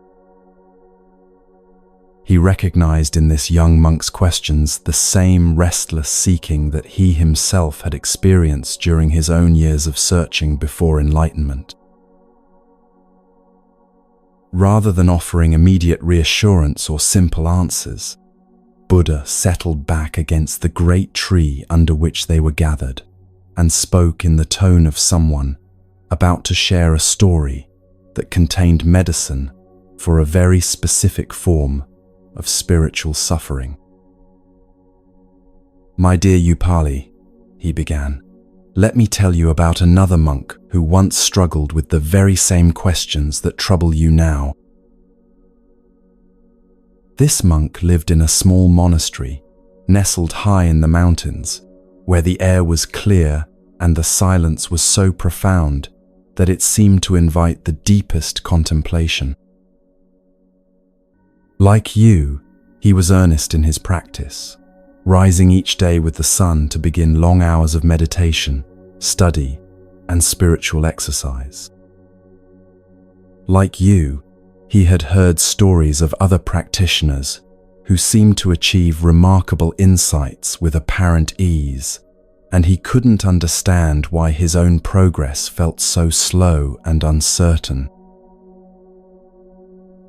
One day, his frustration reached such a peak that he decided to approach his master with a complaint very similar to the one you have just shared with me. "Teacher," he said, "I have been following this path for many years, yet I feel like I am walking in circles, getting nowhere. When will I finally achieve the enlightenment I seek? How much longer must I wait before I find what I am looking for?" The master listened carefully, then told his student a story that would change the entire direction of his understanding. "My son," the old teacher said, "let me tell you about a man who owned a beautiful ox, a magnificent animal that was his most treasured possession and his faithful companion in all of life's work. This ox was not just any ordinary animal, but one of extraordinary beauty and intelligence. Its hide was pure white as fresh snow. Its eyes held depths of wisdom that seemed almost human, and its presence brought peace to everyone who encountered it. The man and his ox were inseparable, working together each day in perfect harmony, sharing a bond that went far beyond the relationship between human and animal. But one morning, the man awoke to discover that his beloved ox had vanished during the night. Panic filled his heart as he searched the immediate area around his home, calling the animal's name and looking in every familiar place where it might have wandered. When this initial search proved fruitless, his concern grew into genuine alarm. Determined to find his precious companion, the man set out on what would become a long and difficult journey. Day after day, he traveled through unfamiliar territories, asking every person he met whether they had seen his lost ox. He searched through dense forests where sunlight barely penetrated the canopy, climbed steep mountain paths that left him exhausted and breathless, and crossed vast meadows that seemed to stretch endlessly in every direction. Weeks passed, and still there was no sign of the missing animal. The man's clothes became worn from constant travel. His feet grew sore from walking on rough terrain, and his heart began to heavy with the fear that he might never see his beloved ox again. Yet he persisted in his search, driven by the deep love he felt for his lost companion and the conviction that somewhere, somehow, they would be reunited. Then one day, as he was walking along a winding path through a particularly beautiful valley, something caught his attention. There, pressed clearly into the soft earth beside the trail was a hoofprint that looked unmistakably familiar. His heart leaped with excitement as he knelt to examine the mark more closely. Yes, there was no doubt, this was definitely a print left by his ox. Filled with renewed hope and energy, the man began following the trail of hoofprints with the dedication of a detective pursuing the most important case of his career. The tracks led him through winding mountain paths, across crystal-clear streams, and into hidden valleys he had never seen before. Sometimes the trail was easy to follow, with clear prints visible in muddy ground or soft sand. Other times it became difficult to trace, requiring him to search carefully among rocks and hard-packed earth for the faintest signs of his ox's passage. Days turned into weeks as he followed this trail with unwavering determination. Sometimes he would lose the tracks entirely and spend hours searching in widening circles until he found them again. Other times the path seemed to double back on itself, leading him through areas he was certain he had already explored. But gradually, the signs became fresher and more frequent. He began to find places where the ox had clearly rested, areas of flattened grass that still held the faint warmth of the animal's body.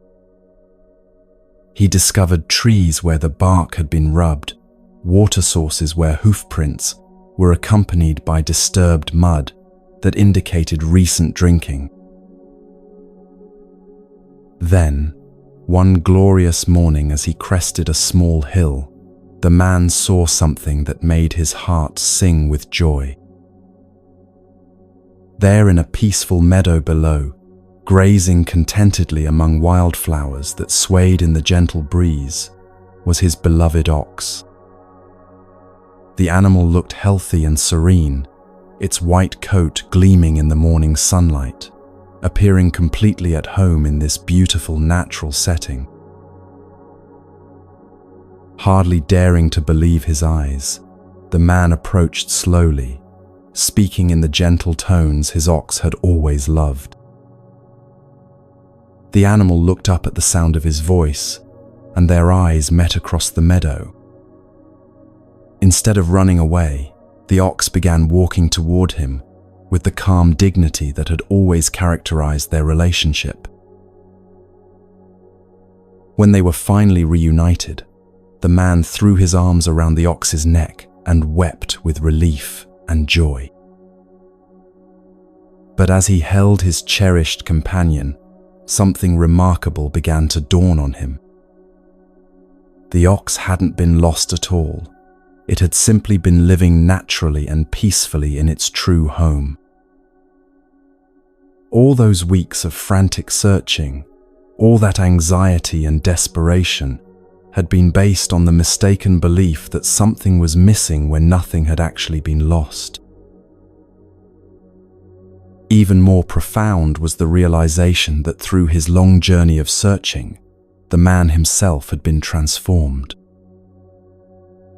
The process of following the tracks, of learning to read the subtle signs of his ox's presence, of developing the patience and persistence needed for such a quest, all of this had developed capacities within him that he had never possessed before. He was no longer the same person who had begun this search, and his relationship with his ox had deepened into something far more understanding and appreciative than it had ever been.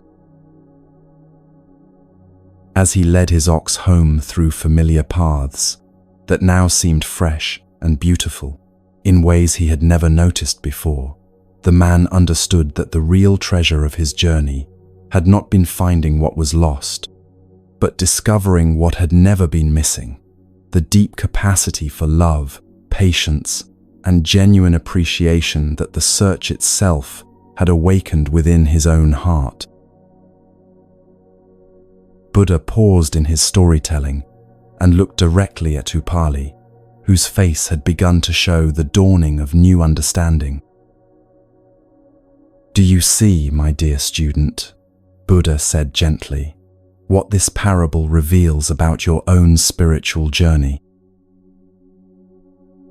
The ox represents your true nature, your Buddha nature, which has never actually been lost or missing. It exists within you right now, as perfect and complete as it has always been. What you call lack of progress is actually the necessary journey of learning to recognize what has always been present. The tracks you follow are not leading you toward enlightenment. They are enlightenment itself, appearing in the form of each moment of mindful awareness, each act of compassion, each instant of genuine presence. The searching is not separate from the finding. The practice is not separate from the goal. Every step on the path is simultaneously the path and the destination. Your impatience comes from the belief that you must travel to some distant place to find what you seek. But the truth is that spiritual awakening is not about going anywhere or becoming someone different. It is about recognizing who and what you already are, and it is about developing the patience and wisdom to see clearly what has never been hidden.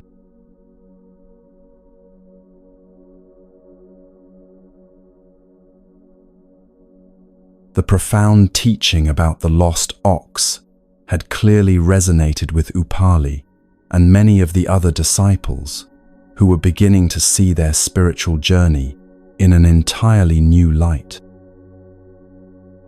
But as Buddha observed their faces in the gentle afternoon light filtering through the monastery trees, he recognized that another crucial understanding was still needed. While they were beginning to grasp that enlightenment was not something distant to be achieved, many still struggled with a fundamental question about the spiritual path itself. If their true nature was already perfect, if Buddha nature was already present, then why did they need teachings at all? Why did Buddha himself offer so many different practices, meditation techniques, and methods if the goal was simply to recognize what was already there? A senior monk named Subhuti, whose years of practice had earned him deep respect among the community, voiced this question that was troubling many hearts. "Blessed One," he said with genuine perplexity, "your teaching about the ox has opened our understanding in profound ways. We begin to see that we are not seeking something absent, but recognizing something present. Yet this creates confusion about the role of all the methods you have given us. If our true nature is already perfect, why do we need the Eightfold Path? If enlightenment is not something to be attained but something to be recognized, why do you teach us meditation techniques, ethical guidelines, and countless practices? Are these teachings perhaps unnecessary, or even obstacles that distract us from the simple recognition you described?" Buddha smiled with the deep satisfaction of a teacher whose students were asking exactly the right questions. He recognized that they had reached a crucial juncture in their understanding, where apparent contradictions in the teachings needed to be resolved through a deeper wisdom that transcended simple either-or thinking. "My dear Subhuti," Buddha began, settling into the posture that indicated he was about to share another illuminating story, Let me answer your question with a parable that reveals why compassionate guidance sometimes requires what might seem like elaborate methods to achieve the simplest goals. In a prosperous village not far from here, there lived a wealthy merchant who had built a magnificent home for his family. This house was his pride and joy, 3 stories tall, with beautiful carved pillars, rooms filled with fine furniture and precious ornaments, and a garden that was the envy of everyone who saw it. But more precious to him than all these material treasures were his 3 young children, who brought light and laughter to every corner of their beautiful home. The merchant was a man devoted to his work, often traveling to distant cities to conduct business that would provide for his family's comfort and security. His children, aged between 5 and 10 years old, had grown accustomed to playing together during their father's frequent absences, finding endless entertainment in the many rooms and treasures their home contained. One autumn day, while the merchant was away, negotiating an important contract in a neighboring town, a terrible accident occurred. A cooking fire in the kitchen, left unattended by a careless servant, began to spread beyond its proper boundaries. The flames caught the wooden beams of the ceiling, then spread rapidly through the dry timber that formed the house's structure. Within minutes, what had begun as a small mishap had transformed into a raging inferno that consumed room after room with terrifying speed. The servants who discovered the fire immediately fled to safety, but in their panic, they forgot about the 3 children who were playing in an upstairs room, completely absorbed in their games and unaware of the deadly danger that was spreading beneath them. When the merchant returned from his business trip and saw smoke billowing from his home, his heart filled with a terror more profound than anything he had ever experienced. Racing toward the house, he could see through the windows that the ground floor was already engulfed in flames, while the staircase that led to the upper levels was beginning to catch fire as well. He shouted desperately toward the upstairs windows where he knew his children were playing. "Children, come down immediately. The house is on fire. You must leave now before it's too late." But his children, safely ensconced in their upstairs playroom, could not see the flames that threatened them. They heard their father's voice, but interpreted his urgent cries as perhaps some new kind of game or possibly an interruption of their current entertainment. They called back cheerfully, "We're having so much fun up here, Father. We're playing with our favorite toys. Can't we stay just a little longer?" The merchant's desperation grew as he watched the flames climbing higher, knowing that within minutes the fire would reach his children's room. He tried shouting more urgently about the danger, explaining in detail how the fire was spreading and why they needed to escape immediately. But the children, absorbed in their play and unable to see the threat for themselves, continued to treat their father's warnings as unnecessary interruptions to their enjoyment. Suddenly, the merchant remembered something that brought a flash of inspiration to his terrified mind. His children had been begging him for months to buy them each a toy cart, not just any ordinary toys, but 3 specific types they had seen in the village marketplace and talked about endlessly. The oldest wanted a goat-drawn cart The middle child dreamed of a deer-drawn cart, and the youngest had set her heart on an ox-drawn cart. "Children," the merchant called out with renewed urgency, "come down quickly. I have wonderful news. I've just returned from town with the most amazing surprise.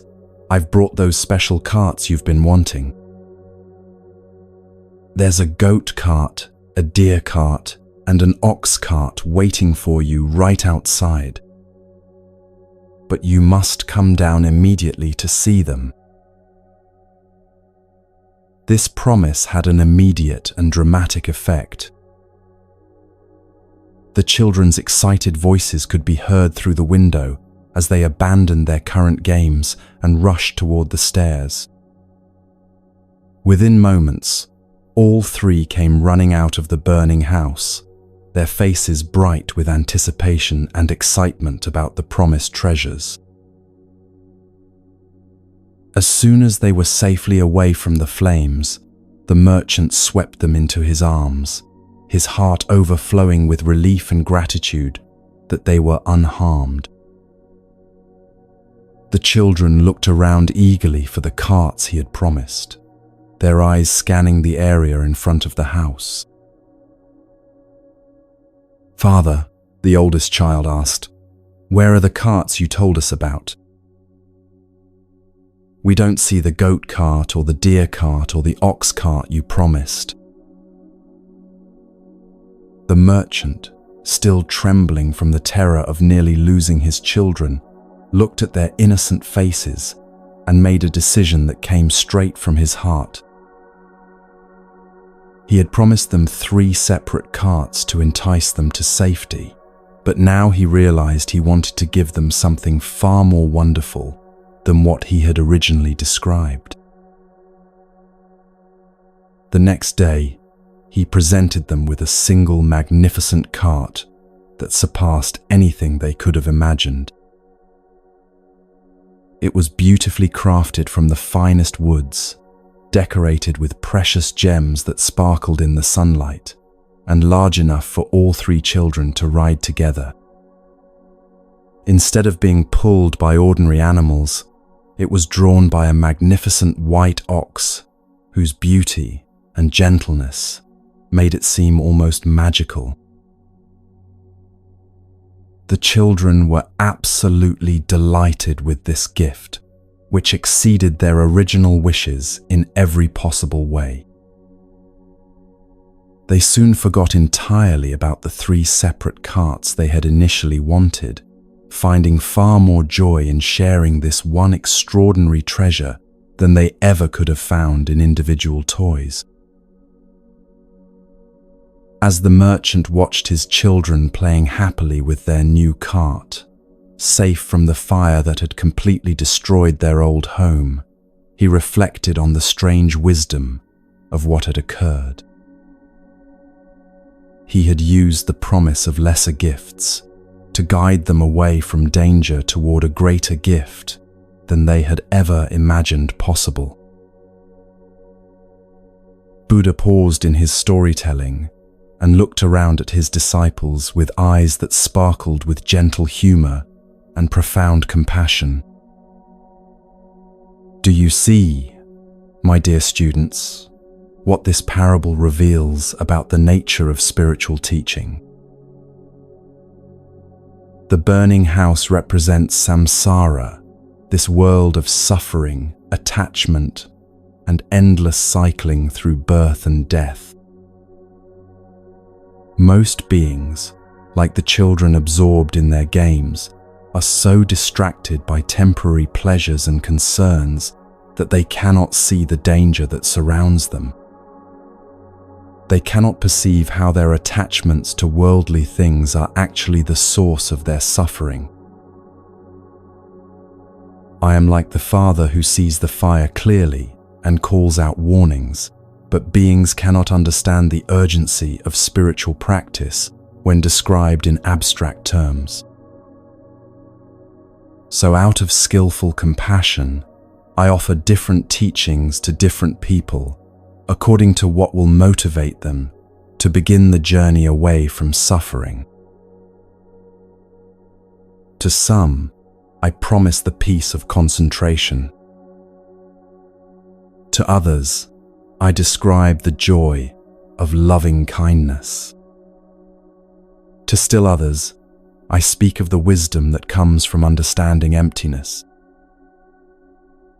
These are like the different carts I promise, each one designed to inspire specific individuals to take the steps that will lead them away from the burning house of samsara. But what I ultimately offer to all who complete the journey is far more wonderful than any of these preliminary promises. Complete liberation, perfect enlightenment, the end of all suffering, this surpasses every individual goal or partial achievement that might have initially motivated someone to begin practicing. The methods I teach are not obstacles to recognizing your true nature.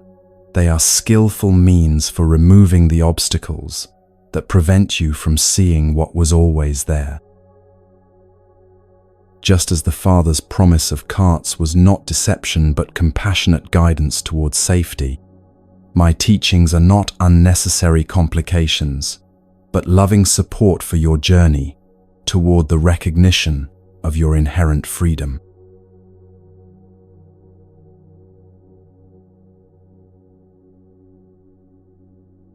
The teaching about skillful means had provided the disciples with a profound new understanding of why Buddha offered so many different practices and approaches.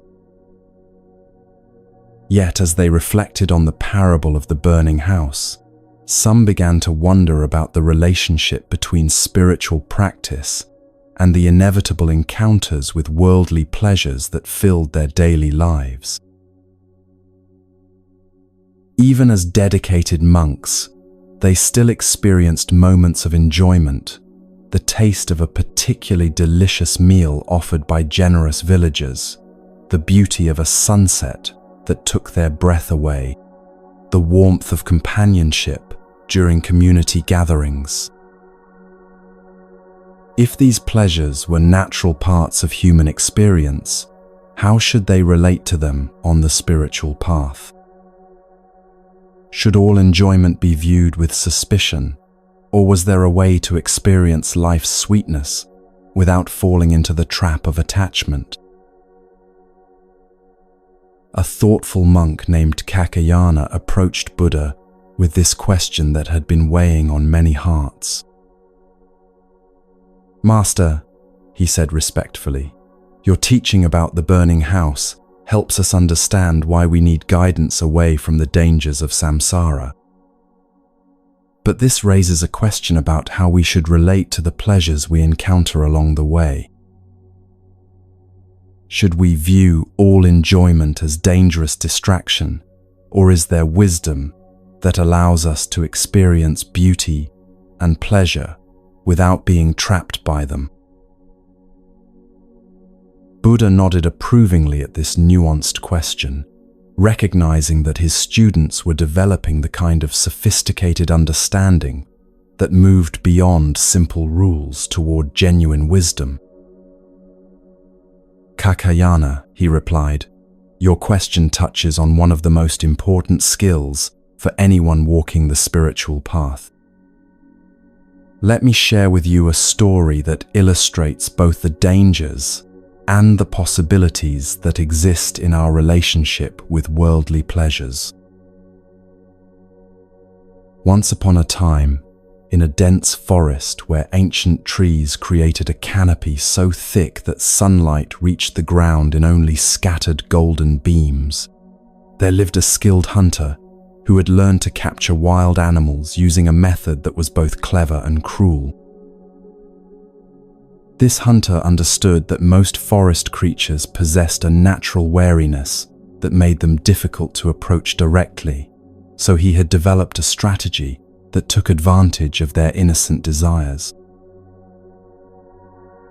The hunter would venture deep into the forest, carrying a small clay pot filled with the most delicious honey, honey so pure and sweet that its fragrance could attract animals from great distances. But this honey contained a terrible secret. Into its golden sweetness, the hunter had mixed a deadly poison that would bring quick death to any creature that consumed even a small amount. Finding a well-traveled animal path near a stream where creatures came to drink, the hunter would carefully spread this poisoned honey on large leaves, then retreat to a hiding place where he could observe the results of his trap. The sweet aroma would drift through the forest air, drawing curious animals who had no way of detecting the danger hidden within something that smelled so appealing. One day, a beautiful deer wandered along this forest path, her graceful movements and alert eyes showing the natural wisdom that had kept her safe through many seasons. As she approached the stream for her daily drink, the incredible sweetness of the honey reached her sensitive nostrils. She had never encountered anything quite like this scent. It was far more enticing than any flower, nectar, or tree sap she had ever discovered. The deer paused, her instincts warning her to be cautious of anything unusual in her familiar territory. She circled the honey-covered leaves several times, testing the air for any signs of danger, listening carefully for sounds that might indicate the presence of predators. Everything seemed safe, and the alluring fragrance grew stronger with each breath. Finally, her desire overcame her caution. She approached the leaves and took a small, tentative taste of the honey. The sweetness that flooded her mouth was more delicious than anything she had ever experienced, richer than the nectar of spring flowers, more satisfying than the sweetest fruits of summer. For a brief moment, she felt a pleasure so intense it seemed to justify any risk. But within minutes of consuming the honey, the deer began to feel strange sensations coursing through her body. Her legs grew weak, her vision became blurred, and a terrible burning began to spread through her stomach. Too late, she realized that the very sweetness that had brought her such momentary joy was now bringing her death. She collapsed beside the stream, her life ending because she had been unable to resist what appeared to be pure pleasure, but contained hidden poison.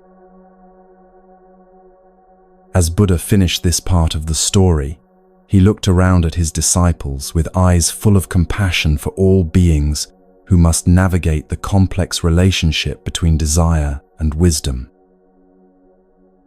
Now, my friends, he continued, you might think this story is a warning to avoid all pleasure, to reject every sweet experience that life offers. But that would be a misunderstanding of the deeper teaching contained within this parable.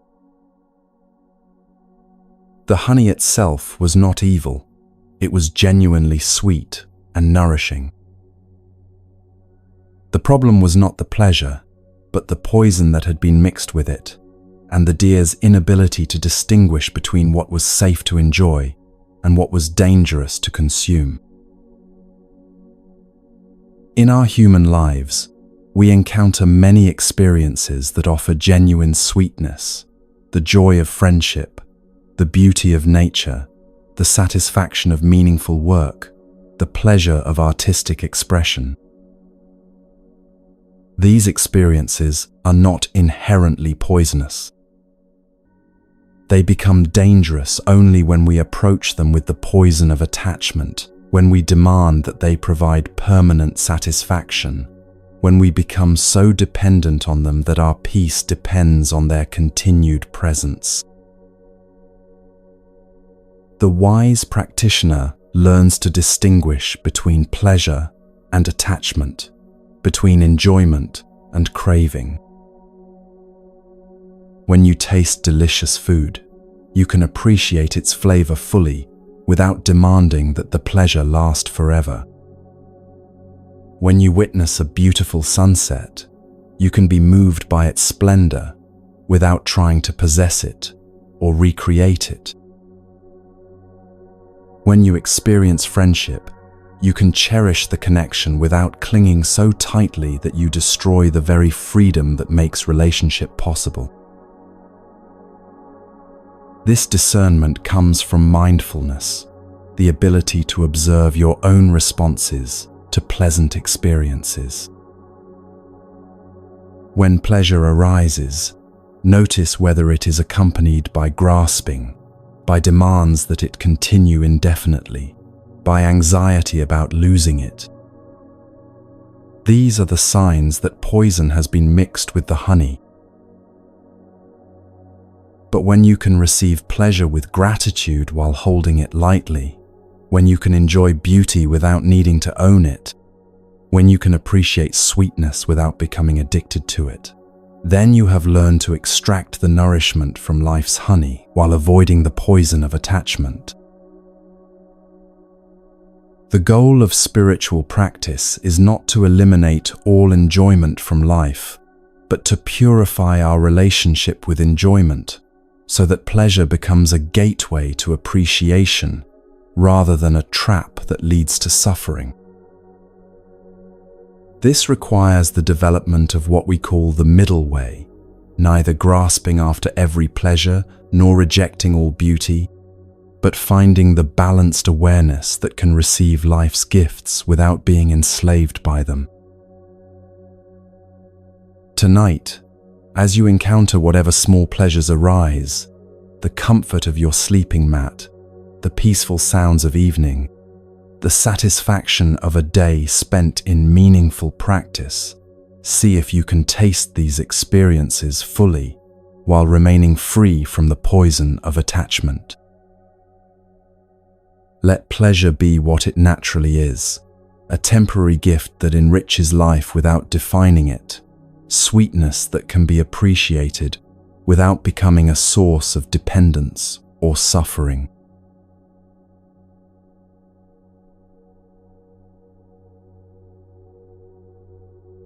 There was once a young man born into a peaceful village, given the name Ahimsa, which means the harmless one.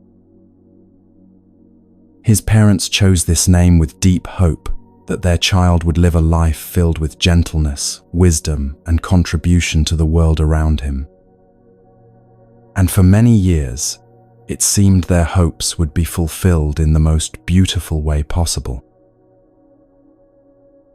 Ahimsa grew into everything his name promised, a kind-hearted, intelligent young man whose natural curiosity and sharp mind made him beloved by teachers and respected by fellow students. His dedication to learning was extraordinary, spending long hours studying ancient texts, mastering complex philosophical concepts, and developing the kind of deep understanding that marked him as someone destined for greatness.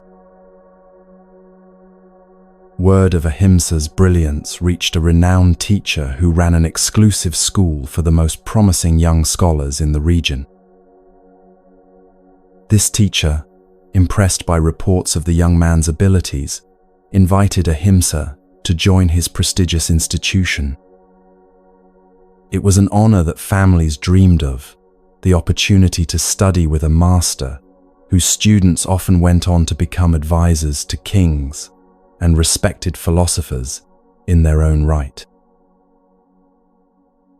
For several years, Ahimsa flourished in this advanced learning environment. His understanding surpassed that of students who had been there much longer. His insights impressed even the most experienced instructors, and his respectful manner earned him the admiration of everyone who encountered him. It seemed that his path toward becoming a great teacher and scholar was unfolding exactly as it should. But within the heart of his master, a darkness was growing that would prove catastrophic for this promising young man.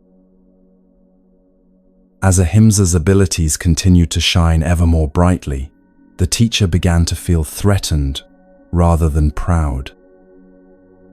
Jealousy crept into his thoughts like poison, followed by fear that his own reputation might be overshadowed by this brilliant student.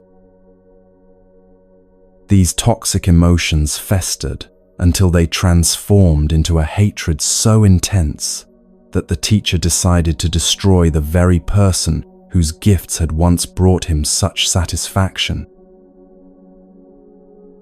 Using his position of authority and the trust that people naturally placed in him, the teacher began spreading malicious lies about Ahimsa's character. He whispered to other instructors that the young man had been disrespectful in private, claimed that Ahimsa had been dishonest about his work, and even suggested that he had made threatening remarks toward fellow students. These fabricated accusations, coming from such a respected source, spread through the school community like flames through dry grass.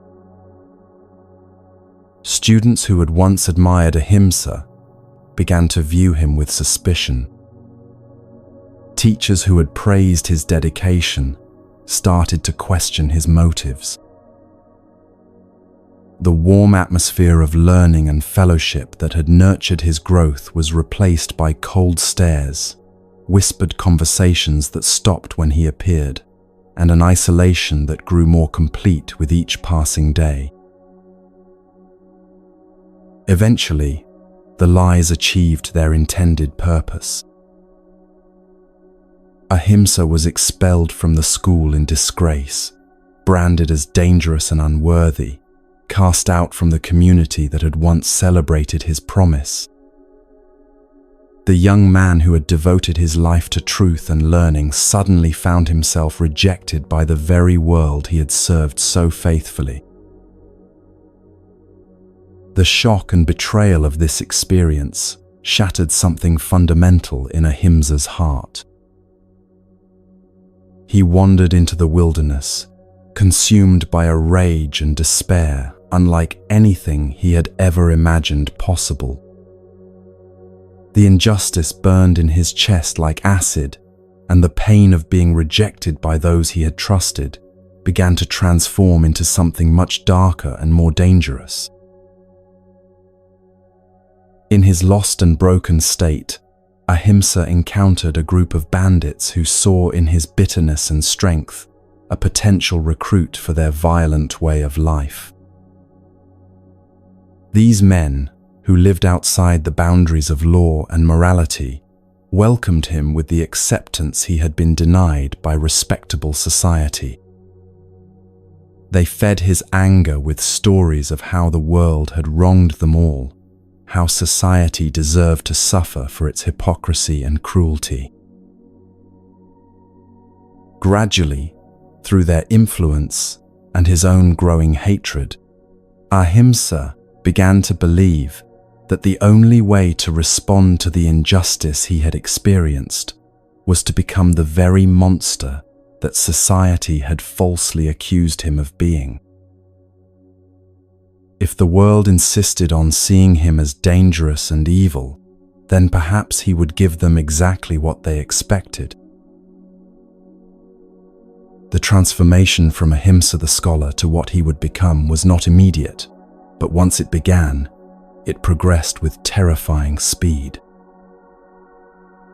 He adopted a new name that would strike fear into the hearts of everyone who heard it, Angulimala, which means garland of fingers, for he began the horrific practice of killing travelers and cutting off one finger from each victim to create a gruesome necklace that symbolized his complete rejection of human compassion. For months, Angulimala terrorized the countryside, becoming the most feared serial killer in the entire region. He would hide along forest paths and mountain roads, attacking lone travelers with a savagery that seemed to come from some place beyond human understanding. His string of fingers grew longer with each murder, and his reputation became so terrible that merchants refused to travel certain routes, and entire villages would lock their doors at sunset. By the time he had committed his 999th murder, Angulimala had become a figure of such terror that even the bravest warriors avoided the forests where he was known to hunt. He needed only one more finger to complete his grotesque garland of 1,000, and he had made a vow that once he reached this number, he would seek out and kill the teacher whose betrayal had started him on this path of destruction. It was at this moment that Buddha, aware of the terrible suffering this lost soul was both experiencing and causing, made the compassionate decision to enter the very forest where Angulimala was hunting. Despite urgent warnings from villagers and even his own disciples, Buddha walked alone into the dangerous wilderness, not out of ignorance of the risk, but from a profound understanding that sometimes the greatest love requires walking directly toward the greatest darkness. As Buddha moved peacefully along the forest path, enjoying the morning sunlight filtering through the leaves and the songs of birds who knew nothing of human violence, he became aware that he was being stalked.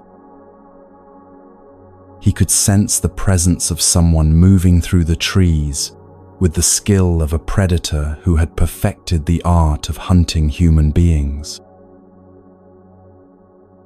When Angulimala finally emerged from his hiding place, the sight of him would have terrified most people into paralysis. He was a large, powerful man whose body showed the marks of living violently in the wilderness. His hair was wild and matted, his clothes were stained with blood, and around his neck hung the horrific necklace of 999 human fingers, evidence of brutality that seemed to place him beyond any possibility of redemption. But Buddha saw something that others had missed entirely. Beneath all the rage and violence, he could perceive the remnants of the gentle scholar Angulimala had once been, and more importantly, he could see the Buddha nature that remained perfectly intact, despite everything this man had done. This recognition filled Buddha's heart not with fear, but with infinite compassion for the suffering that had driven Angulimala to such extremes. Angulimala began running toward Buddha with his weapon raised, clearly intending to make him his 1,000th victim. But as he ran, something extraordinary began to happen that challenged everything he thought he understood about reality. Though Buddha continued walking at his normal, peaceful pace, Angulimala found himself unable to close the distance between them. No matter how fast he ran, no matter how much effort he exerted, Buddha remained just beyond his reach, walking calmly ahead, as if the very laws of space and time were bending to protect compassion from violence. This continued until finally Angulimala stopped in complete exhaustion and bewilderment. Breathing heavily, sweat pouring down his face, he called out in frustration that carried within it the first crack in the armor of hatred he had built around his heart. "Stop, monk," he shouted. "Stop running. Why can't I catch you?" Buddha turned to face him then, and in that moment, he spoke words that would change everything. "Angulimala," he said with infinite gentleness, "I have stopped. It is you who are still running." These words hit Angulimala with the force of lightning, illuminating a landscape that had been hidden in darkness for years. In that instant, he understood that Buddha was not speaking about physical movement, but about the deeper truth of existence itself. Buddha had stopped running from life, stopped running from pain, stopped running from the truth of what it means to be human. But Angulimala had been running for so long, running from the pain of betrayal, running from his own capacity for goodness, running from the possibility of peace, that he had forgotten what it felt like to be still. The weapon fell from his hands as the full weight of this realization penetrated his consciousness. For the first time since his transformation from scholar to killer, Angulimala saw himself clearly, not as the monster he had convinced himself he needed to be, but as a human being who had been running from his own heart for so long that he had forgotten the way home. He collapsed to his knees before Buddha, and when he looked up, the eyes that had held nothing but rage and violence now overflowed with tears of recognition and remorse. "Master," he whispered, his voice breaking with the weight of countless unspoken sorrows, "is it possible for someone like me to find peace? Can someone who has done what I have done ever be forgiven?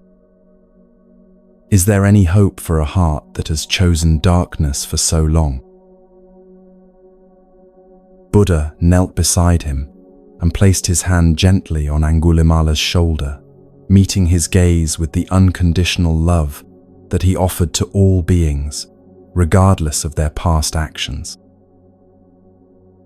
"My dear friend," he said, his voice carrying the authority of someone who had seen into the deepest truths of existence, "there is no darkness so deep that the light of awakening cannot penetrate it. There is no past so terrible that it cannot be transformed by the power of genuine remorse and sincere commitment to change. The Buddha nature within you has never been touched by any of your actions. It has been waiting patiently all this time for you to stop running and recognize its presence. Today, if you are willing, your real life can begin." That day, Angulimala took refuge in the 3 jewels and became Buddha's disciple. The transformation that followed was so complete and genuine that within a relatively short time, through dedicated practice and the grace of awakened understanding, he attained the state of an arhat, achieving the same level of enlightenment as Buddha's most advanced students. But the path was not easy for him. When they returned to populated areas, people recognized him as the notorious serial killer, and their fear and hatred followed him wherever he went. Stones were thrown at him, curses shouted in his direction, and many demanded that he be executed for his crimes. Yet through all of this, Angulimala remained peaceful and accepting, understanding that these reactions were the natural consequences of his past actions. One day, he approached Buddha, troubled by the continued hostility he faced. "Master," he said, "I have genuinely changed my heart and devoted my life to the path of peace. Yet people still treat me as if I were the same person who committed those terrible acts. How should I understand this continuing rejection?" Buddha shared with him a profound truth about karma and the nature of transformation. "Angulimala," he said, "when someone throws a stone at you and you do not pick it up, whose stone is it? It belongs to the person who threw it. Similarly, when people offer you their anger and hatred, if you do not accept these emotions into your own heart, they remain with those who are offering them. Your transformation is complete and genuine, but others may need time to recognize this change. Some may never be able to see past your former actions to the enlightened being you have become. This is their burden to carry, not yours. Your responsibility is simply to continue living from the truth of what you are now, not from the shadow of what you once were. Angulimala lived out his remaining years as a model of compassion and wisdom, helping many other people find their way to peace. His story became legendary, not as an example of human evil, but as proof of the infinite capacity for transformation that exists within every being. This powerful account reminds us that no matter how far anyone has fallen, no matter how impossible change might seem, the potential for awakening remains intact within every heart. It teaches us that the love which leads to enlightenment knows no boundaries, recognizes no limitations, and never stops believing in the possibility of complete transformation. In every human being, regardless of their past actions, the light of Buddha nature continues to shine, waiting patiently for the moment when they are ready to stop running and come home to their true self. Tonight, as you rest, let this story remind you that redemption is always possible, that love is stronger than hatred, and that within your own heart lies the same infinite potential for awakening that transformed a serial killer into an enlightened sage.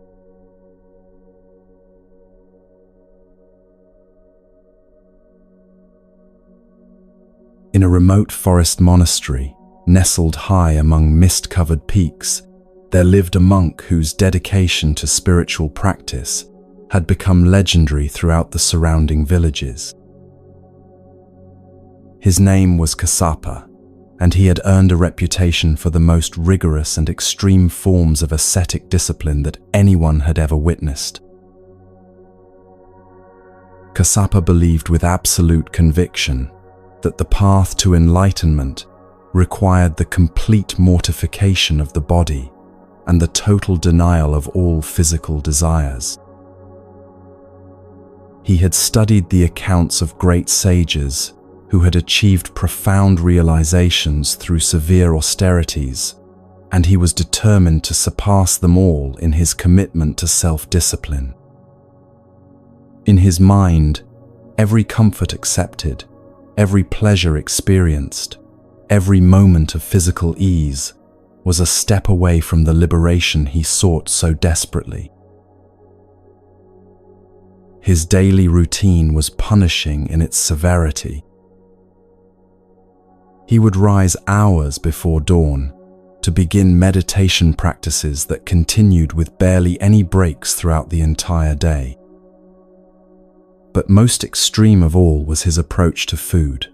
Kassapa would fast for days at a time, believing that by denying his body nourishment, he was purifying his spirit and demonstrating his complete detachment from worldly concerns.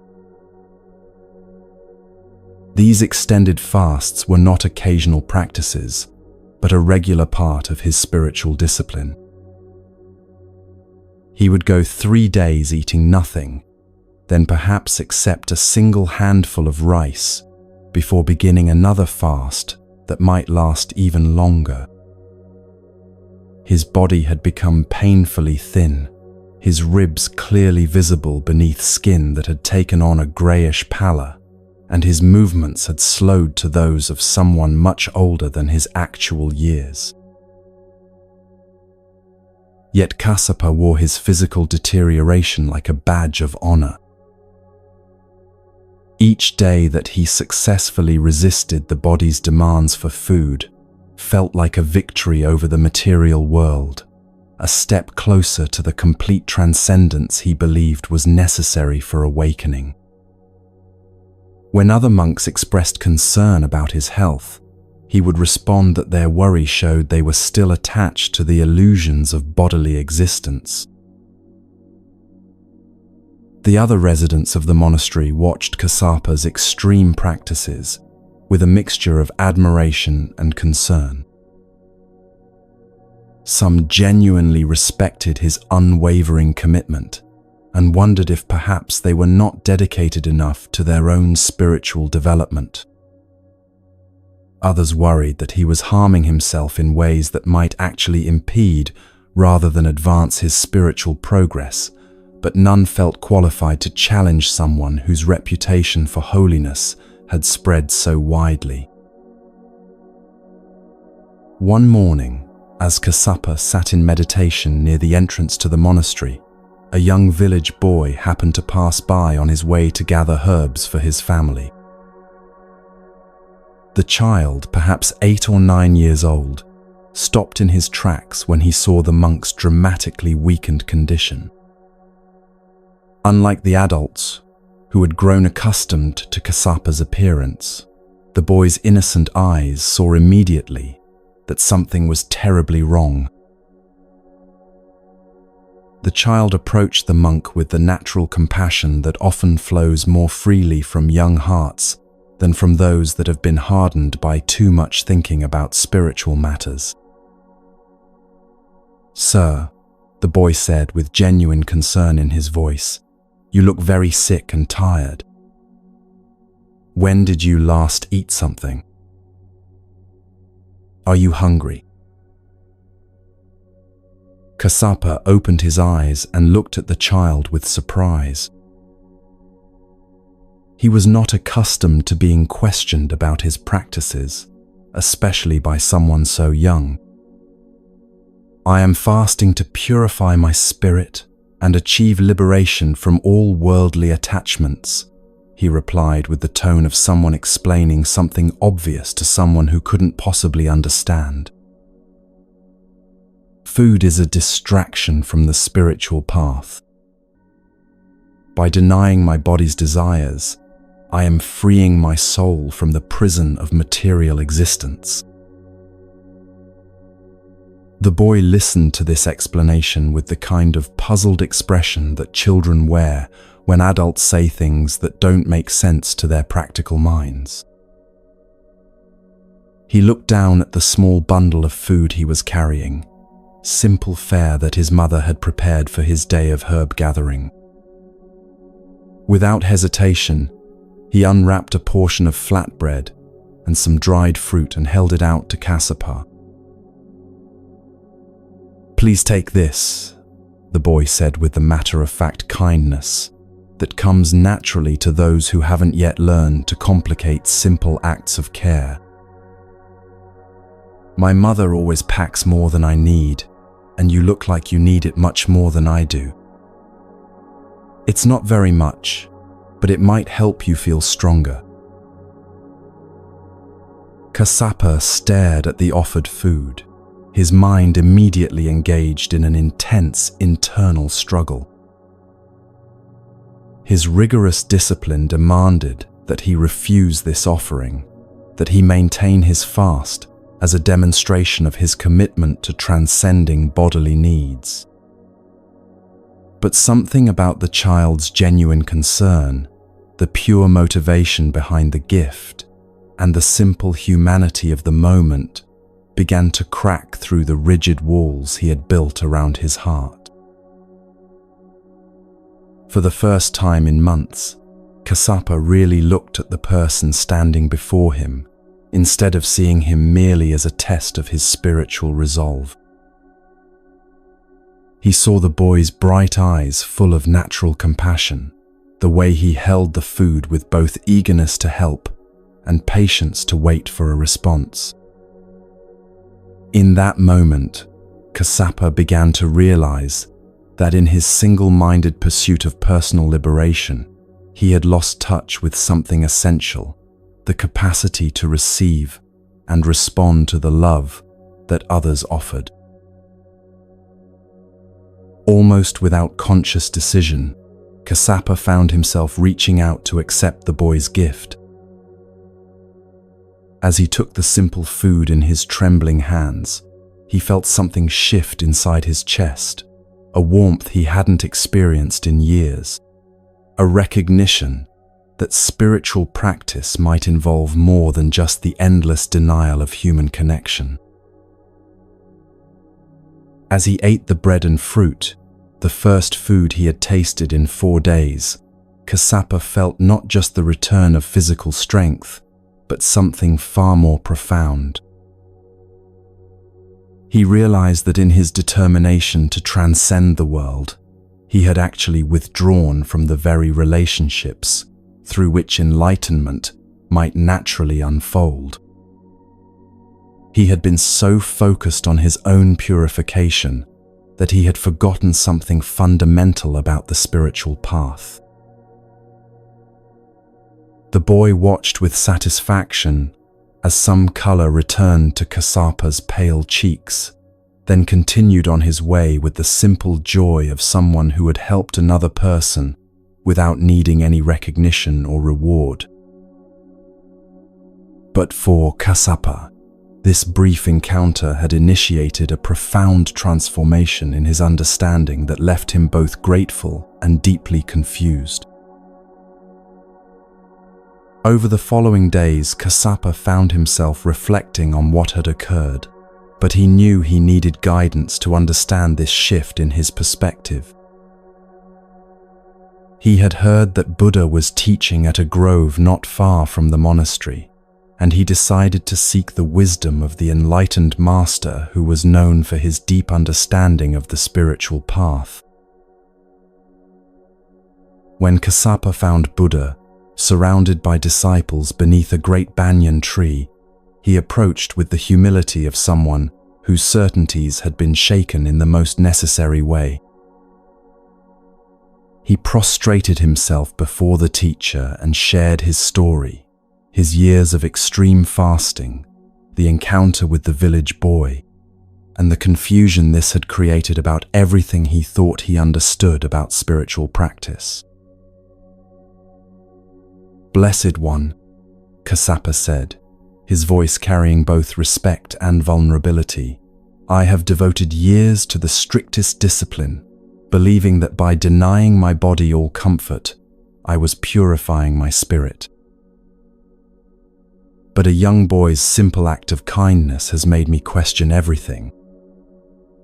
When I accepted his food, I felt something awaken in my heart that years of fasting had never achieved.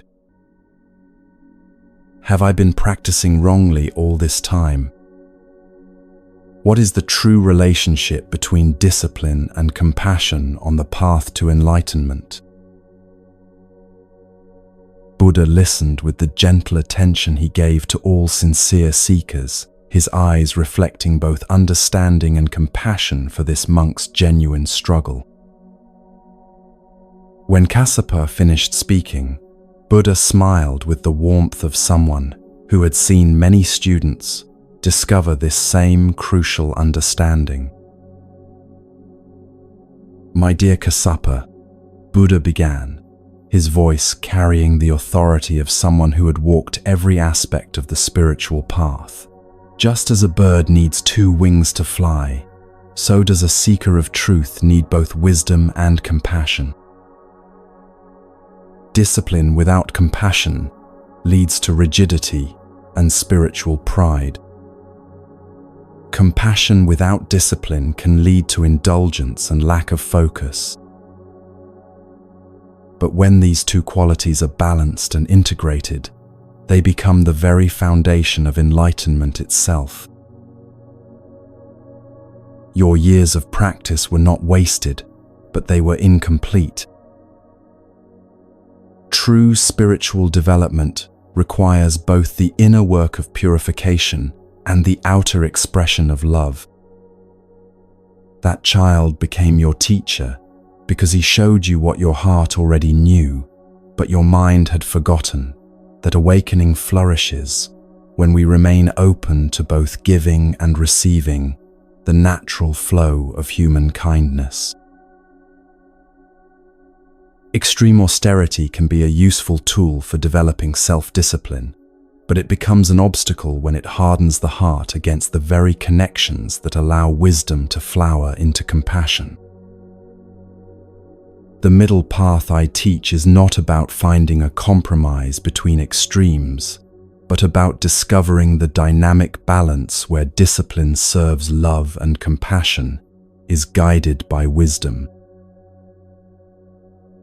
Continue your meditation practice, maintain your ethical conduct, but do so with an open heart that can receive the gifts others offer and respond with your own gifts of understanding and care.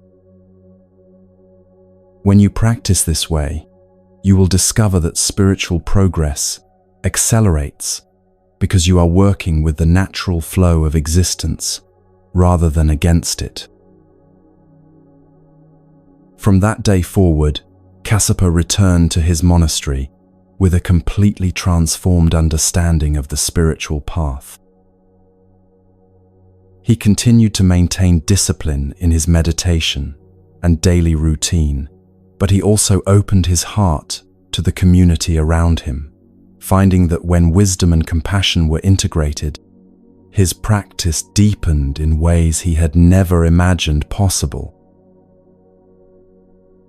Years later, when Kassapa had become known not for his extreme fasting, but for the balanced wisdom and genuine kindness that radiated from his being, he would often think of that village boy whose simple act of compassion had opened the door to Buddha's profound teaching about the two wings of awakening.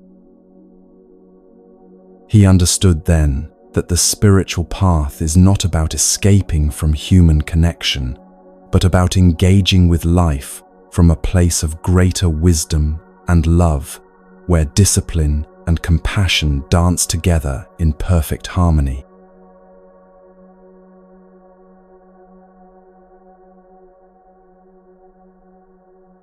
One day, Buddha was sitting peacefully with his disciples when they were approached by a group of monks who appeared troubled.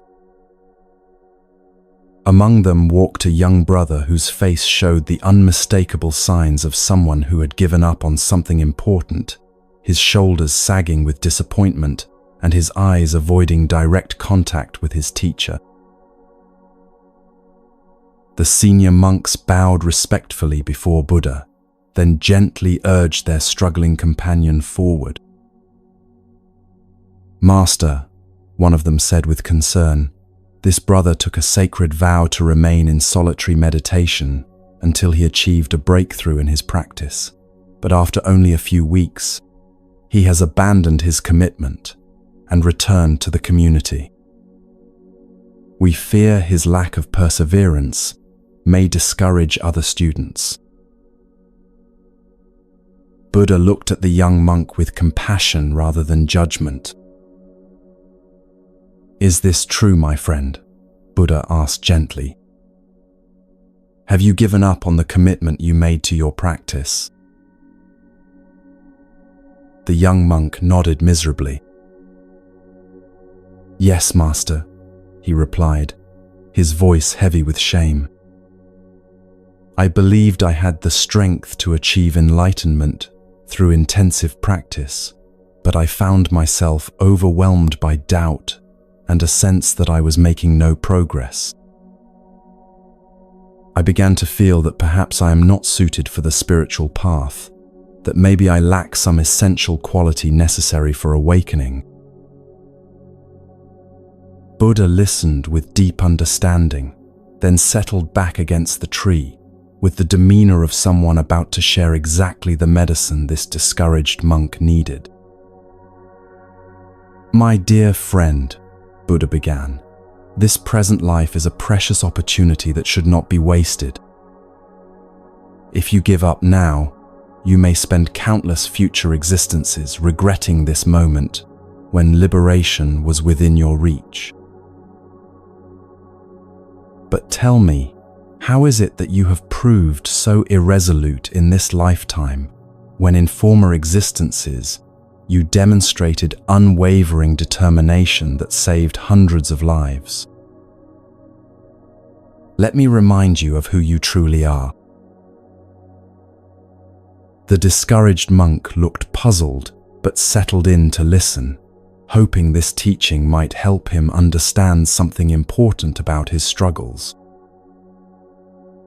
Buddha's voice took on the timeless quality that marked his most profound stories. Once upon a time, when Brahmadatta was reigning in Kasi, the Bodhisattva was born into a merchant family and became a trader who led caravans of 500 carts. This merchant, who was you in that previous lifetime, had earned a reputation for wisdom and the kind of steady courage that made others eager to join his expeditions. One season, his caravan decided to cross a vast sandy desert that stretched for many leagues, a journey both profitable and extremely dangerous. The sand was so fine it couldn't be held in a closed fist, and after sunrise it became hot as burning embers, making daytime travel impossible. Desert travelers had developed a specific method for safe crossing. They loaded extra supplies of wood, water, and food, then traveled only at night. At daybreak, they would camp under awnings, spending the day in shade until sunset when they could continue. This travel was like navigating an ocean, requiring skilled pilots who could guide caravans by reading the stars. Our caravan had successfully crossed 59 leagues of treacherous desert and was just one night away from safety. That evening, after their meal, the merchant ordered the final stage of their journey to begin. The pilot arranged cushions in the lead cart and lay down to observe the stars while directing the drivers. But exhausted from weeks of dangerous travel, he fell asleep on duty. Unguided, the oxen gradually turned around and began retracing their previous night's path.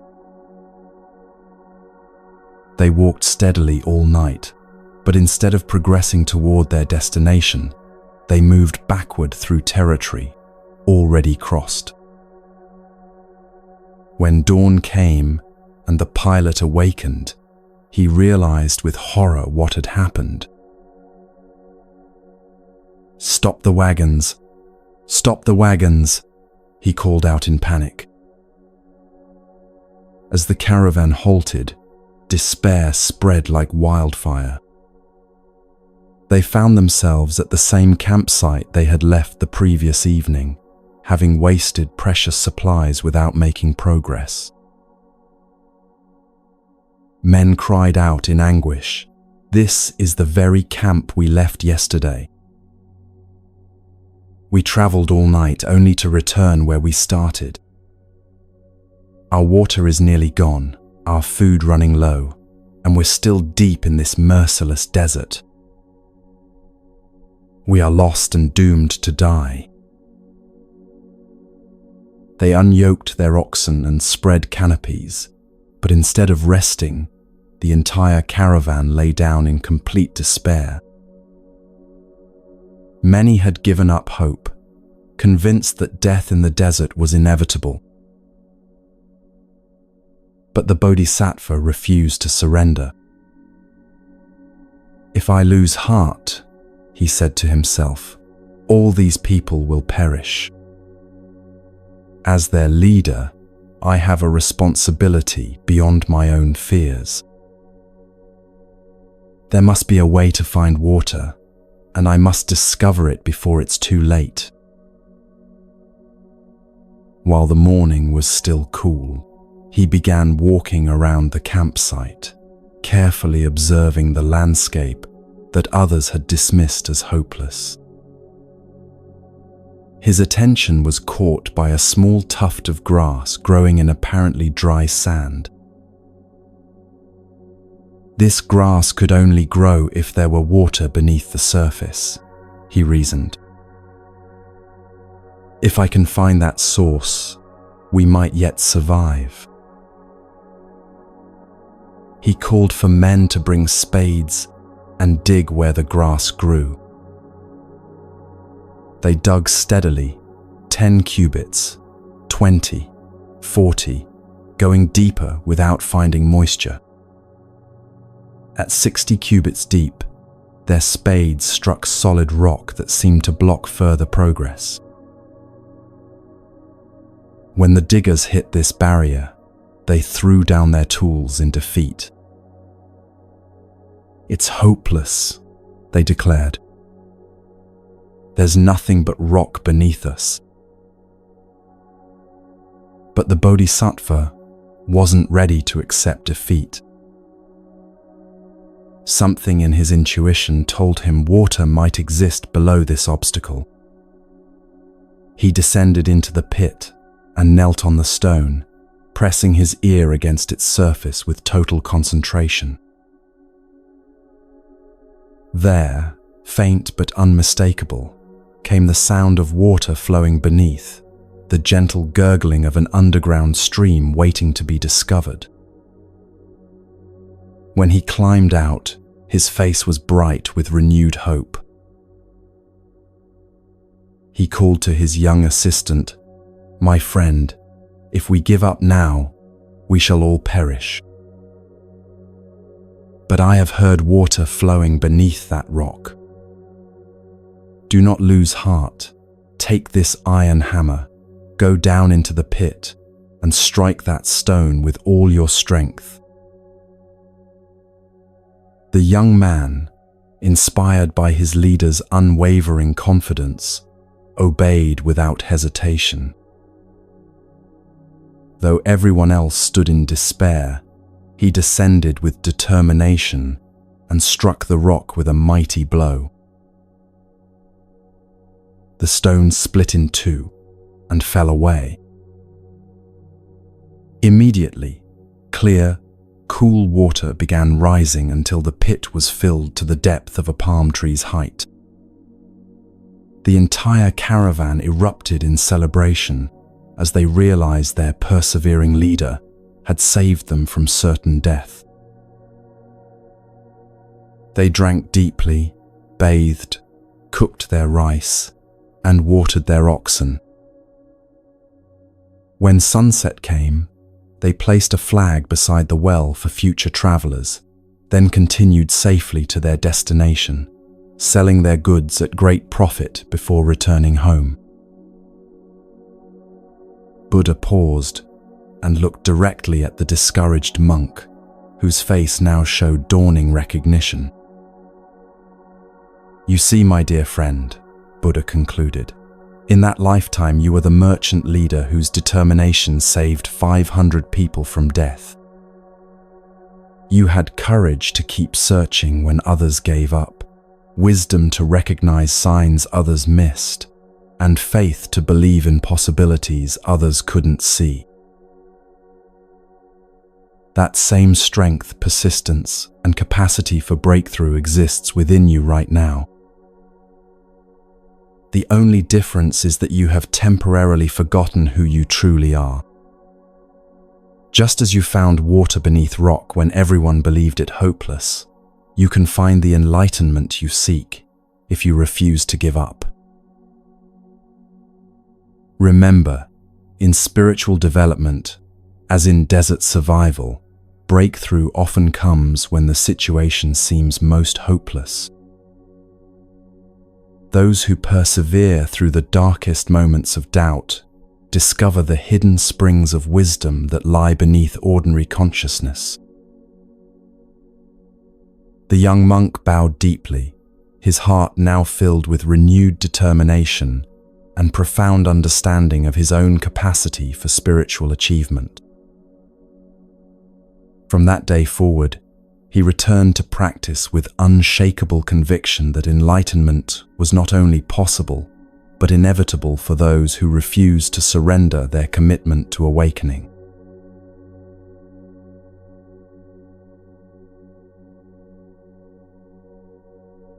In a prosperous village surrounded by fertile fields and bustling marketplaces, there lived a wealthy merchant whose success in business had brought him everything that most people dream of possessing. His name was Dhananjaya, and his vast fortune had been accumulated through years of shrewd trading, careful investments, and an almost supernatural ability to recognize profitable opportunities that others overlooked. Dhananjaya owned multiple grand houses in different cities, each one filled with the finest furniture, precious artwork, and luxurious amenities that money could buy. His storehouses overflowed with grain, gold, and trade goods from distant lands. His stables housed the most beautiful horses, his gardens bloomed with rare flowers, and his table was always laden with delicacies that would make a king envious. By every external measure, Dhananjaya had achieved what society considers ultimate success. Merchants from other regions spoke his name with respect and envy. Young entrepreneurs studied his methods, and his family enjoyed a status that opened every door. Yet, despite all these advantages, something fundamental was missing from his life. Deep within his heart, beneath all the material abundance, Dhananjaya carried a persistent sense of emptiness that no amount of wealth seemed able to fill. He would lie awake at night in his silk-covered bed, staring at the ceiling of his luxurious bedroom, wondering why he felt so restless and dissatisfied, despite having more than most people could imagine. The more successful he became, the more intense this inner emptiness grew. Each new acquisition would bring a brief moment of excitement, followed by the familiar return of that gnawing sense that something essential was still missing. He began to worry that perhaps some fundamental flaw in his character prevented him from experiencing the contentment his wealth should have provided. News eventually reached Dhananjaya that Buddha, the great awakened teacher, had come to their region and was offering guidance to all who sought wisdom. Stories of Buddha's profound understanding of the human heart and his ability to help people find lasting peace had spread throughout the land, attracting seekers from many distant places. Driven by a desperation that had been growing stronger with each passing month, Dhananjaya decided to approach this enlightened master, hoping that where his wealth had failed, spiritual wisdom might succeed in bringing him the contentment that had proved so elusive. He dressed in his finest robes, mounted his most magnificent horse, and set out for the grove where Buddha was teaching. When he arrived, Dhananjaya found Buddha sitting peacefully beneath a large banyan tree, surrounded by an atmosphere of such profound tranquility that it seemed to emanate from his very being. Buddha's simple orange robes and basic possessions stood in stark contrast to Dhananjaya's elaborate clothing and obvious wealth. Yet there was something about the teacher's presence that immediately commanded the deepest respect. Dhananjaya dismounted and approached with the mixture of humility and urgency that characterizes someone who has exhausted all other options. He prostrated himself before Buddha and then sat respectfully at a proper distance. "Blessed One," Dhananjaya began, his voice carrying the weight of years of accumulated frustration, "I have come to you because I am deeply troubled by a problem that seems to have no solution. I possess everything that people say should bring happiness, more wealth than I could spend in several lifetimes, beautiful homes, faithful servants, respect in my community, and a family that wants for nothing.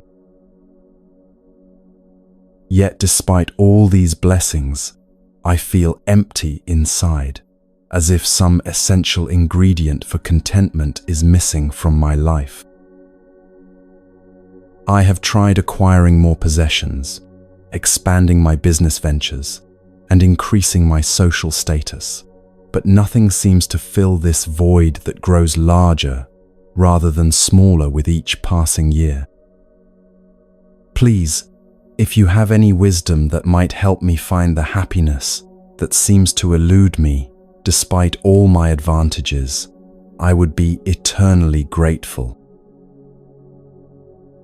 Buddha listened to Dhananjaya's confession with the kind of complete attention that made the wealthy man feel truly heard for the first time in years. When Dhananjaya finished speaking, Buddha remained silent for several moments, his eyes reflecting a depth of understanding that seemed to see directly into the heart of the problem. "My friend," Buddha said finally, his voice carrying the gentle authority of someone who had seen deeply into the nature of human suffering, "I can see that your search for happiness has been sincere, even if it has been misdirected. What I am about to offer you is very powerful medicine for the kind of emptiness you describe, but it must be approached with complete faith and willingness to follow my guidance exactly. I will grant you 3 wishes, but these will not be ordinary wishes for more wealth or worldly success. These are spiritual wishes designed to address the root causes of your dissatisfaction. Are you prepared to trust my wisdom completely, even if what I prescribe seems different from what you might expect?" Dhananjaya's heart leaped with hope at this unexpected offer. "Yes, Blessed One," he replied eagerly. "I will follow your instructions precisely, no matter how unusual they might seem." Buddha nodded with compassionate approval. "Very well. For your first wish, I grant you complete freedom from all worries and troubles that disturb your peace. Go home and observe your mind carefully over the next few days, then return to tell me what you have discovered." Dhananjaya returned to his luxurious home feeling more optimistic than he had in months, convinced that his problems were finally going to be solved. But to his surprise and disappointment, he found that his mind continued to produce the same streams of worried thoughts as before. Concerns about business decisions, anxiety about his family's future, and fears about potential losses continued to arise with the same frequency and intensity that had always plagued him. After several days of careful observation, he realized that Buddha's first wish had not eliminated his worries at all. Frustrated and confused, he returned to the teacher. "Blessed One," he said, his voice heavy with disappointment, "your first wish does not seem to have worked. I still find myself worried about the same things that have always troubled me." Buddha smiled with patient understanding, like a wise parent watching a child learn an important lesson. "Worries do not disappear simply because you wish them away," he explained gently. "True freedom from worry comes from understanding the nature of your own mind and learning to relate differently to the thoughts that arise within it." Worries are like clouds that pass through the sky of consciousness. They come and go naturally when you stop grasping at them. For your second wish, I grant you complete freedom from all desires that create restlessness in your heart. Return home, observe your experience carefully, and come back to share what you learn. Again, Dhananjaya went home with high expectations, but again he found that the wish seemed to have no effect. His desires for more wealth, greater success, and increased status continued to arise as strongly as ever. The restless craving that had driven him to accumulate so much wealth remained as active as it had always been, pulling his attention toward new acquisitions and achievements. When he returned to report this second failure, Buddha received his disappointment with the same compassionate patience. Desires, like worries, are not eliminated through wishing or force, the teacher explained with infinite kindness.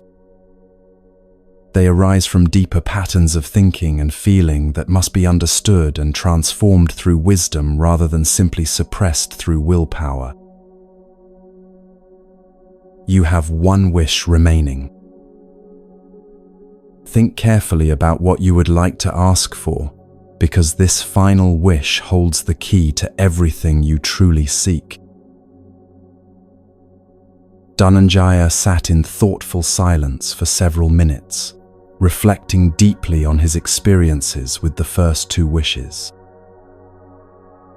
Gradually, he began to realize that his approach had been fundamentally flawed from the beginning.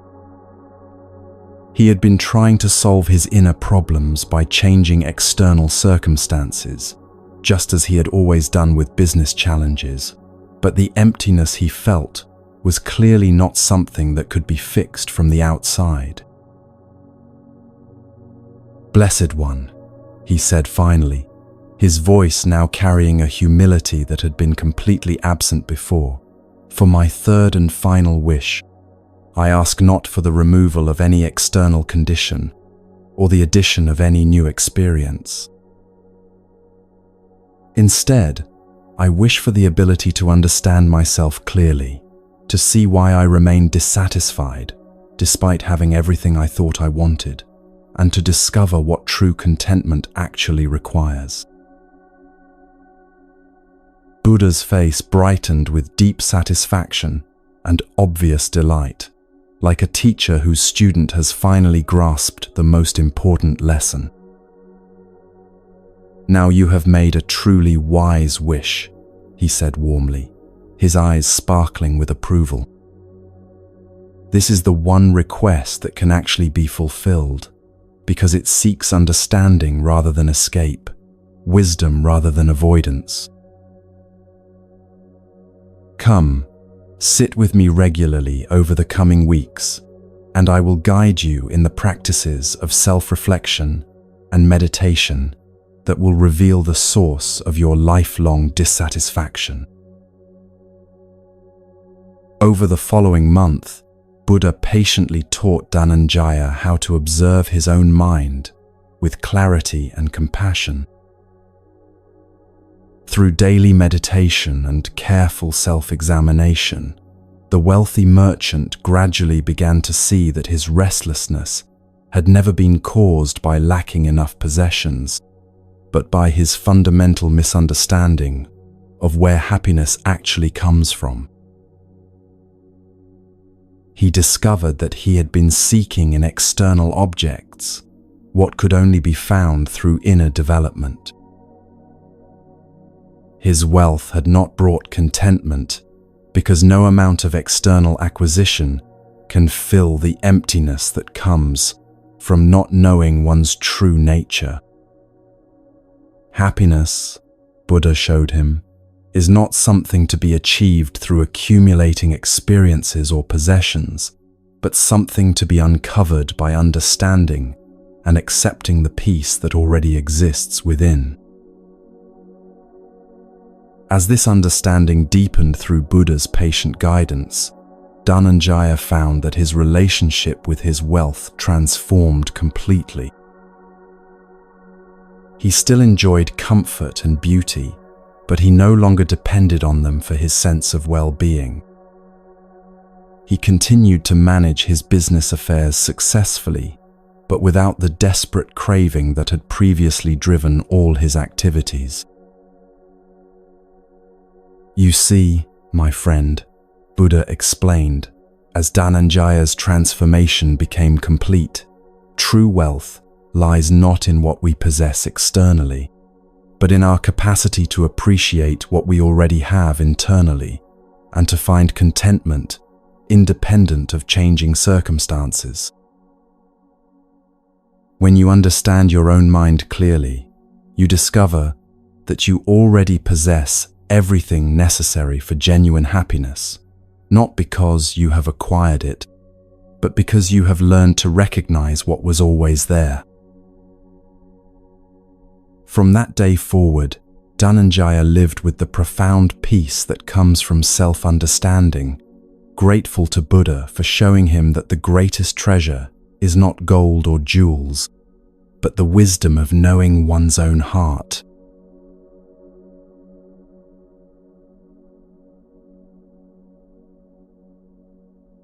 In a peaceful river that flowed through a dense forest, where ancient trees created a canopy so thick that sunlight reached the water in scattered golden beams, there lived a beautiful golden fish whose radiant scales caught the light like captured sunshine.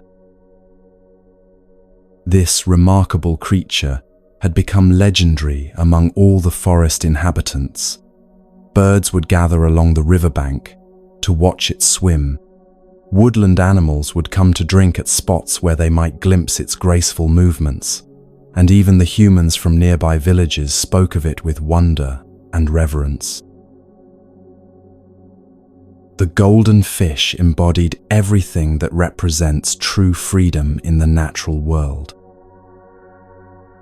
It moved through the clear water with an elegance that seemed almost supernatural, its scales shifting from deep amber to brilliant gold as it caught different angles of filtered sunlight. Unlike the other fish in the river, this creature possessed an awareness and dignity that made every other being who encountered it feel they were in the presence of something sacred. There lived near this forest a fisherman named Matsya, a hard-working man who supported his family by catching fish from the river's abundant waters. He was known throughout his village as someone skilled with nets and patient with the rhythms of aquatic life, able to provide enough fish to feed his own family, while also selling surplus catch in the local market. But Matsya had recently fallen on difficult times. His usual fishing spots had yielded smaller catches, his nets needed repair, and his family's needs seemed to grow while his income diminished. For months, Matsya had heard other fishermen speaking in hushed, excited tones about the legendary golden fish, describing its beauty and speculating about the incredible price such a rare creature might command if sold to wealthy collectors or even to the king himself. As his financial worries deepened, Matsya found himself increasingly obsessed with the idea of capturing this magnificent fish, convinced that its sale would solve all his problems and provide security for his family's future.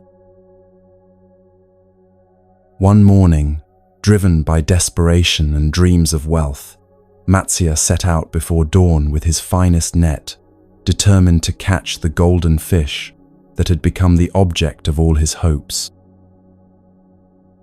He had studied the creature's habits, learned the places where it was most often seen, and prepared his equipment with the care of someone whose entire future depended on the success of this single endeavor.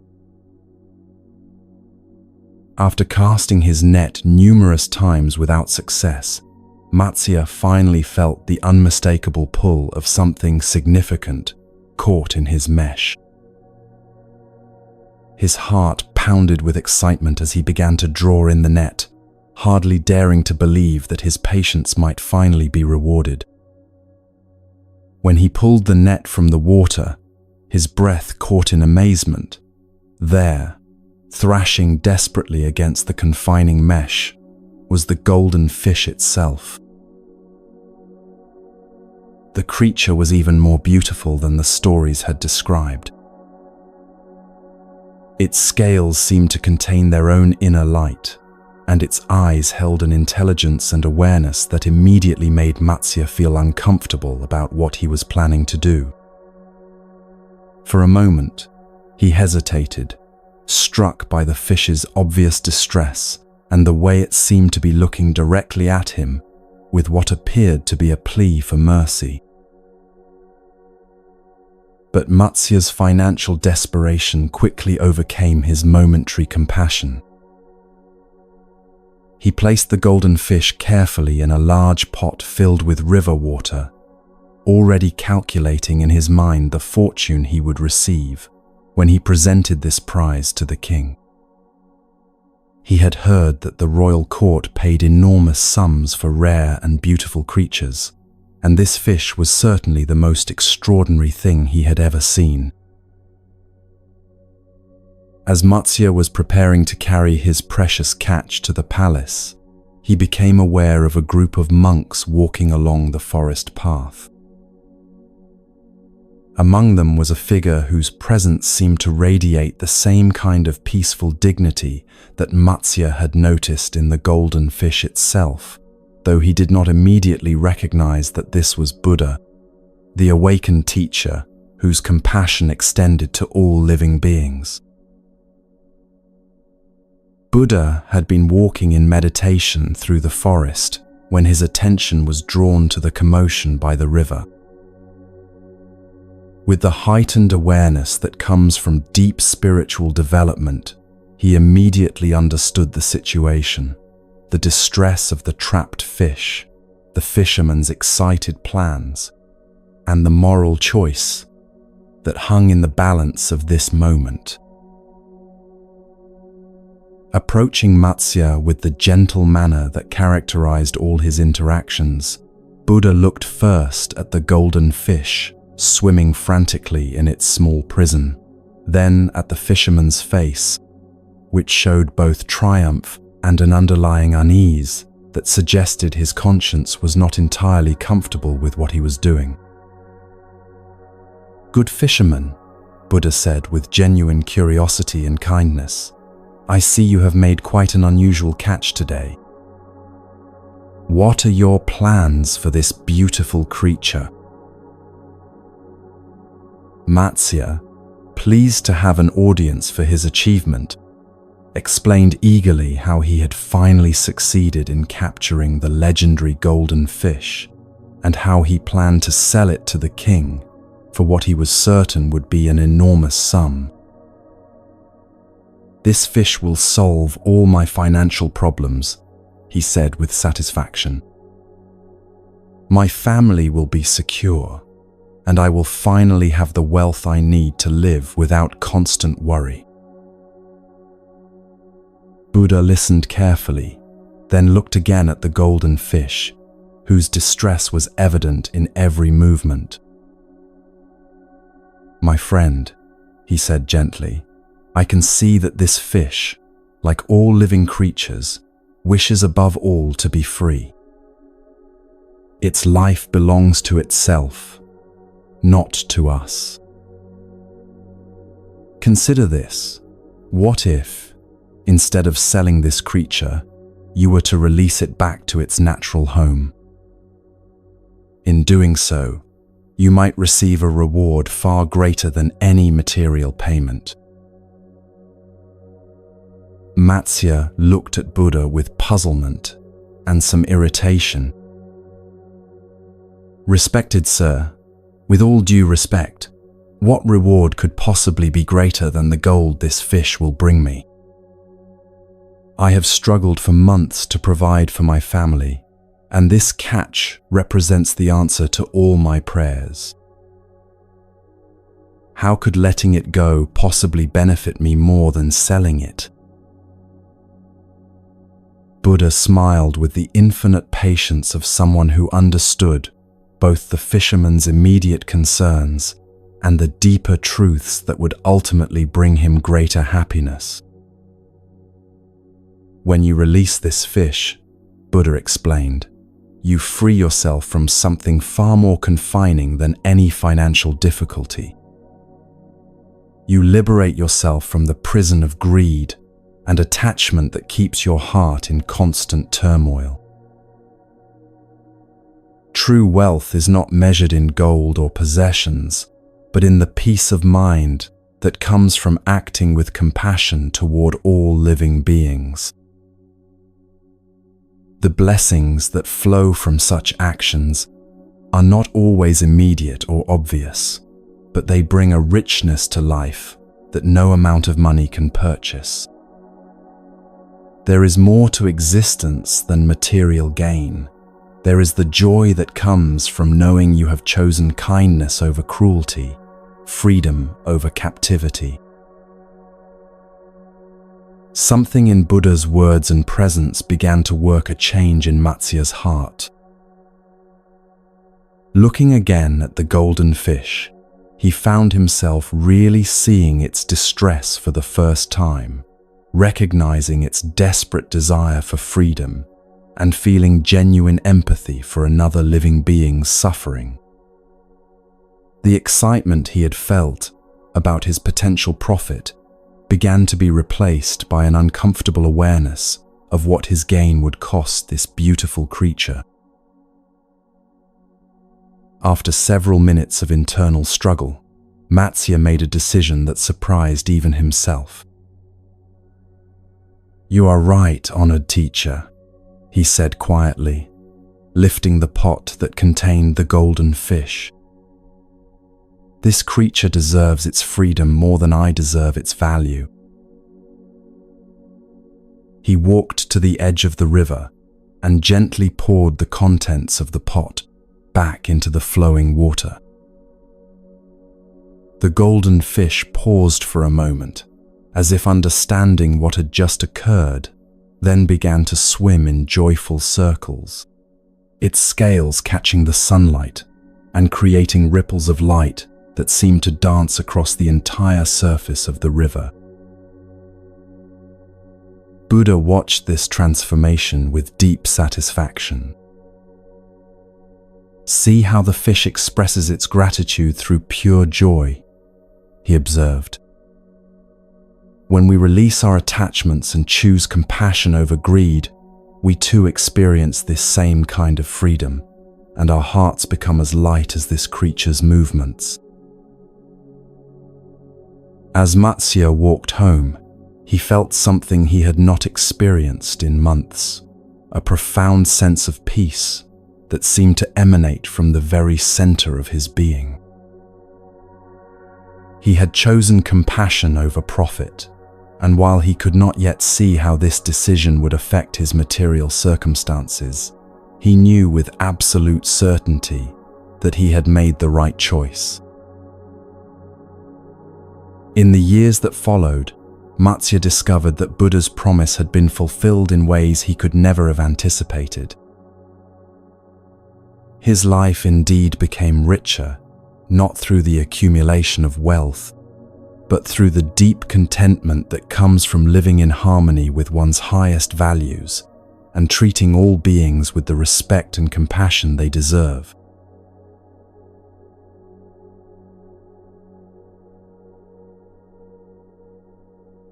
In one of his previous lives, long before he became the Buddha, the Bodhisattva was born as a prince in a royal family blessed with great wealth and comfort. Despite living surrounded by luxury and having access to every pleasure that material abundance could provide, this prince possessed a heart so filled with compassion that he could not bear to witness the suffering of any living being without feeling compelled to help. This particular quality of universal love had manifested in the prince from earliest childhood. While other royal children played with expensive toys and competed for their parents' attention, he would spend his time caring for injured birds, feeding stray animals, and finding ways to ease the burdens of the servants who worked in the palace. His compassion extended beyond his own species to embrace all forms of life with equal tenderness and concern. One day, the prince was traveling through a remote mountain forest with his retinue when they came upon a sight that would test the very limits of his compassionate heart. Hidden in a secluded grove, far from any human settlement, they discovered a tigress in the most desperate condition imaginable. The magnificent animal was emaciated from days of unsuccessful hunting, her ribs showing clearly through her once powerful frame, and her eyes dulled by the kind of hunger that threatens life itself. What made this situation even more heartbreaking was that the tigress was not suffering alone. Beside her lay several small cubs, weak and crying from their own hunger, completely dependent on their mother for survival, yet unable to receive the nourishment they desperately needed. The mother tiger had been searching for food for many days without success, and now lacked even the strength to continue hunting for the prey that might save both her own life and the lives of her offspring.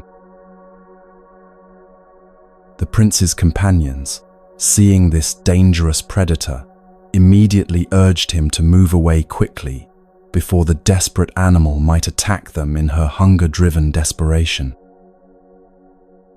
"Your Highness," they said with urgent concern, "this creature is clearly starving and therefore extremely dangerous.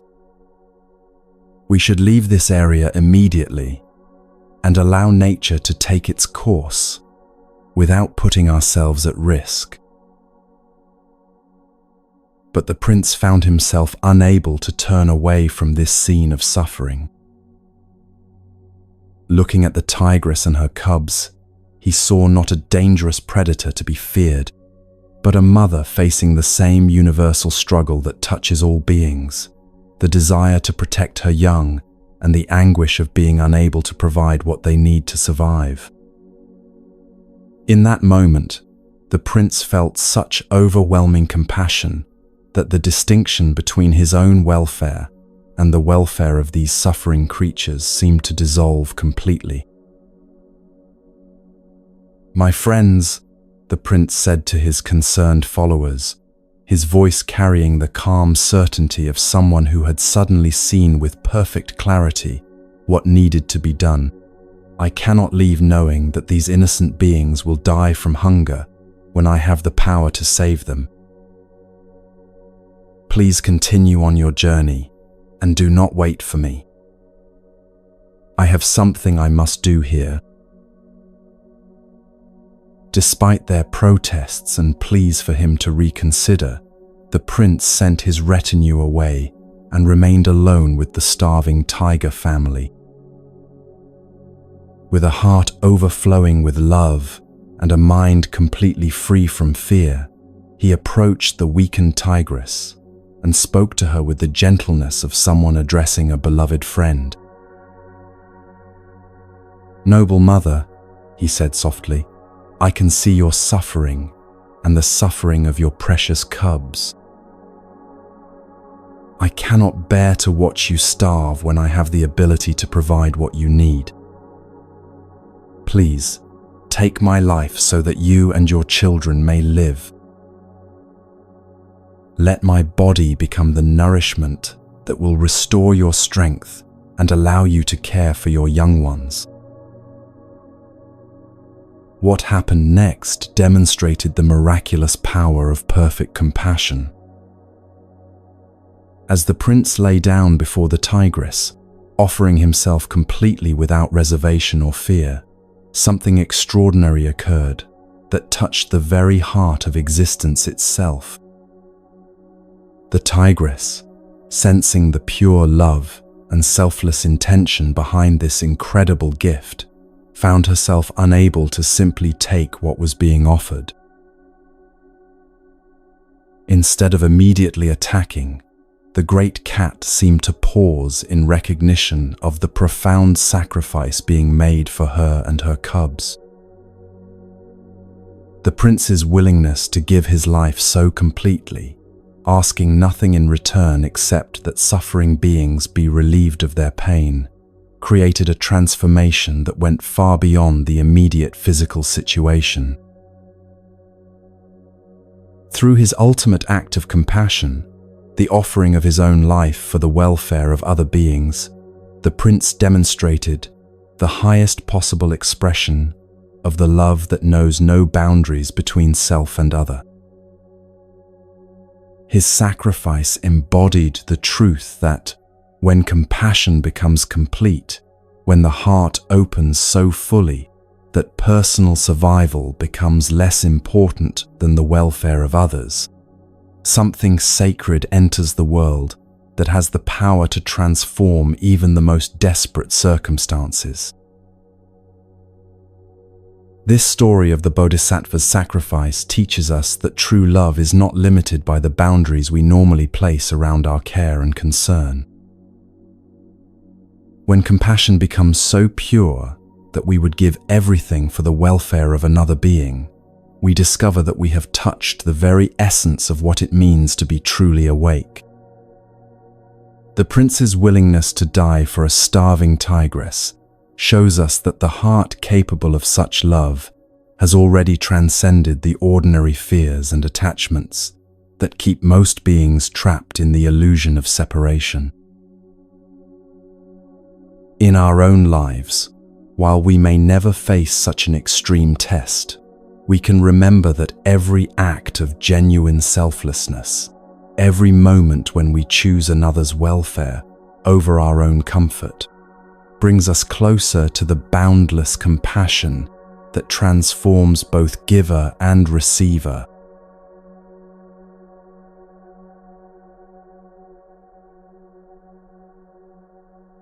As these ancient stories settle into your heart, like seeds finding fertile soil, take a moment to recognize the profound journey you have just completed. Over these past 3 hours, you have walked alongside Buddha through gardens of wisdom that reveal the deepest truths about human existence and the path to lasting peace. From the muddy water that clears when left undisturbed, you have learned that your mind naturally returns to stillness when you stop fighting against your thoughts. From the broken bowl, you discovered that letting go of attachments brings freedom rather than loss. Through the anger medicine of silence, you found that emotional storms pass when not fed by reactive words. Each story has been a mirror, reflecting back to you the Buddha nature that has always existed within your own heart. Like the beggar who possessed hidden wealth, you already carry everything needed for genuine happiness. Like the lost ox that was never truly missing, your peace has been waiting patiently for you to stop searching and simply recognize what is already here. Whether you are drifting towards sleep or carrying these teachings into your waking hours, remember that transformation happens gradually, gently, like water wearing smooth the sharpest stone. Each time you return to Moonmine Temple, these timeless truths will meet you exactly where you are, offering new depths of understanding and comfort. May you rest in the profound peace that comes from knowing you are never alone on this journey. May these Buddha stories continue to work their quiet magic in your heart, bringing you closer each day to the awakening that is your birthright. Until we meet again in this sacred space of wisdom and rest, may all beings be happy. May all beings be peaceful. May all beings be free.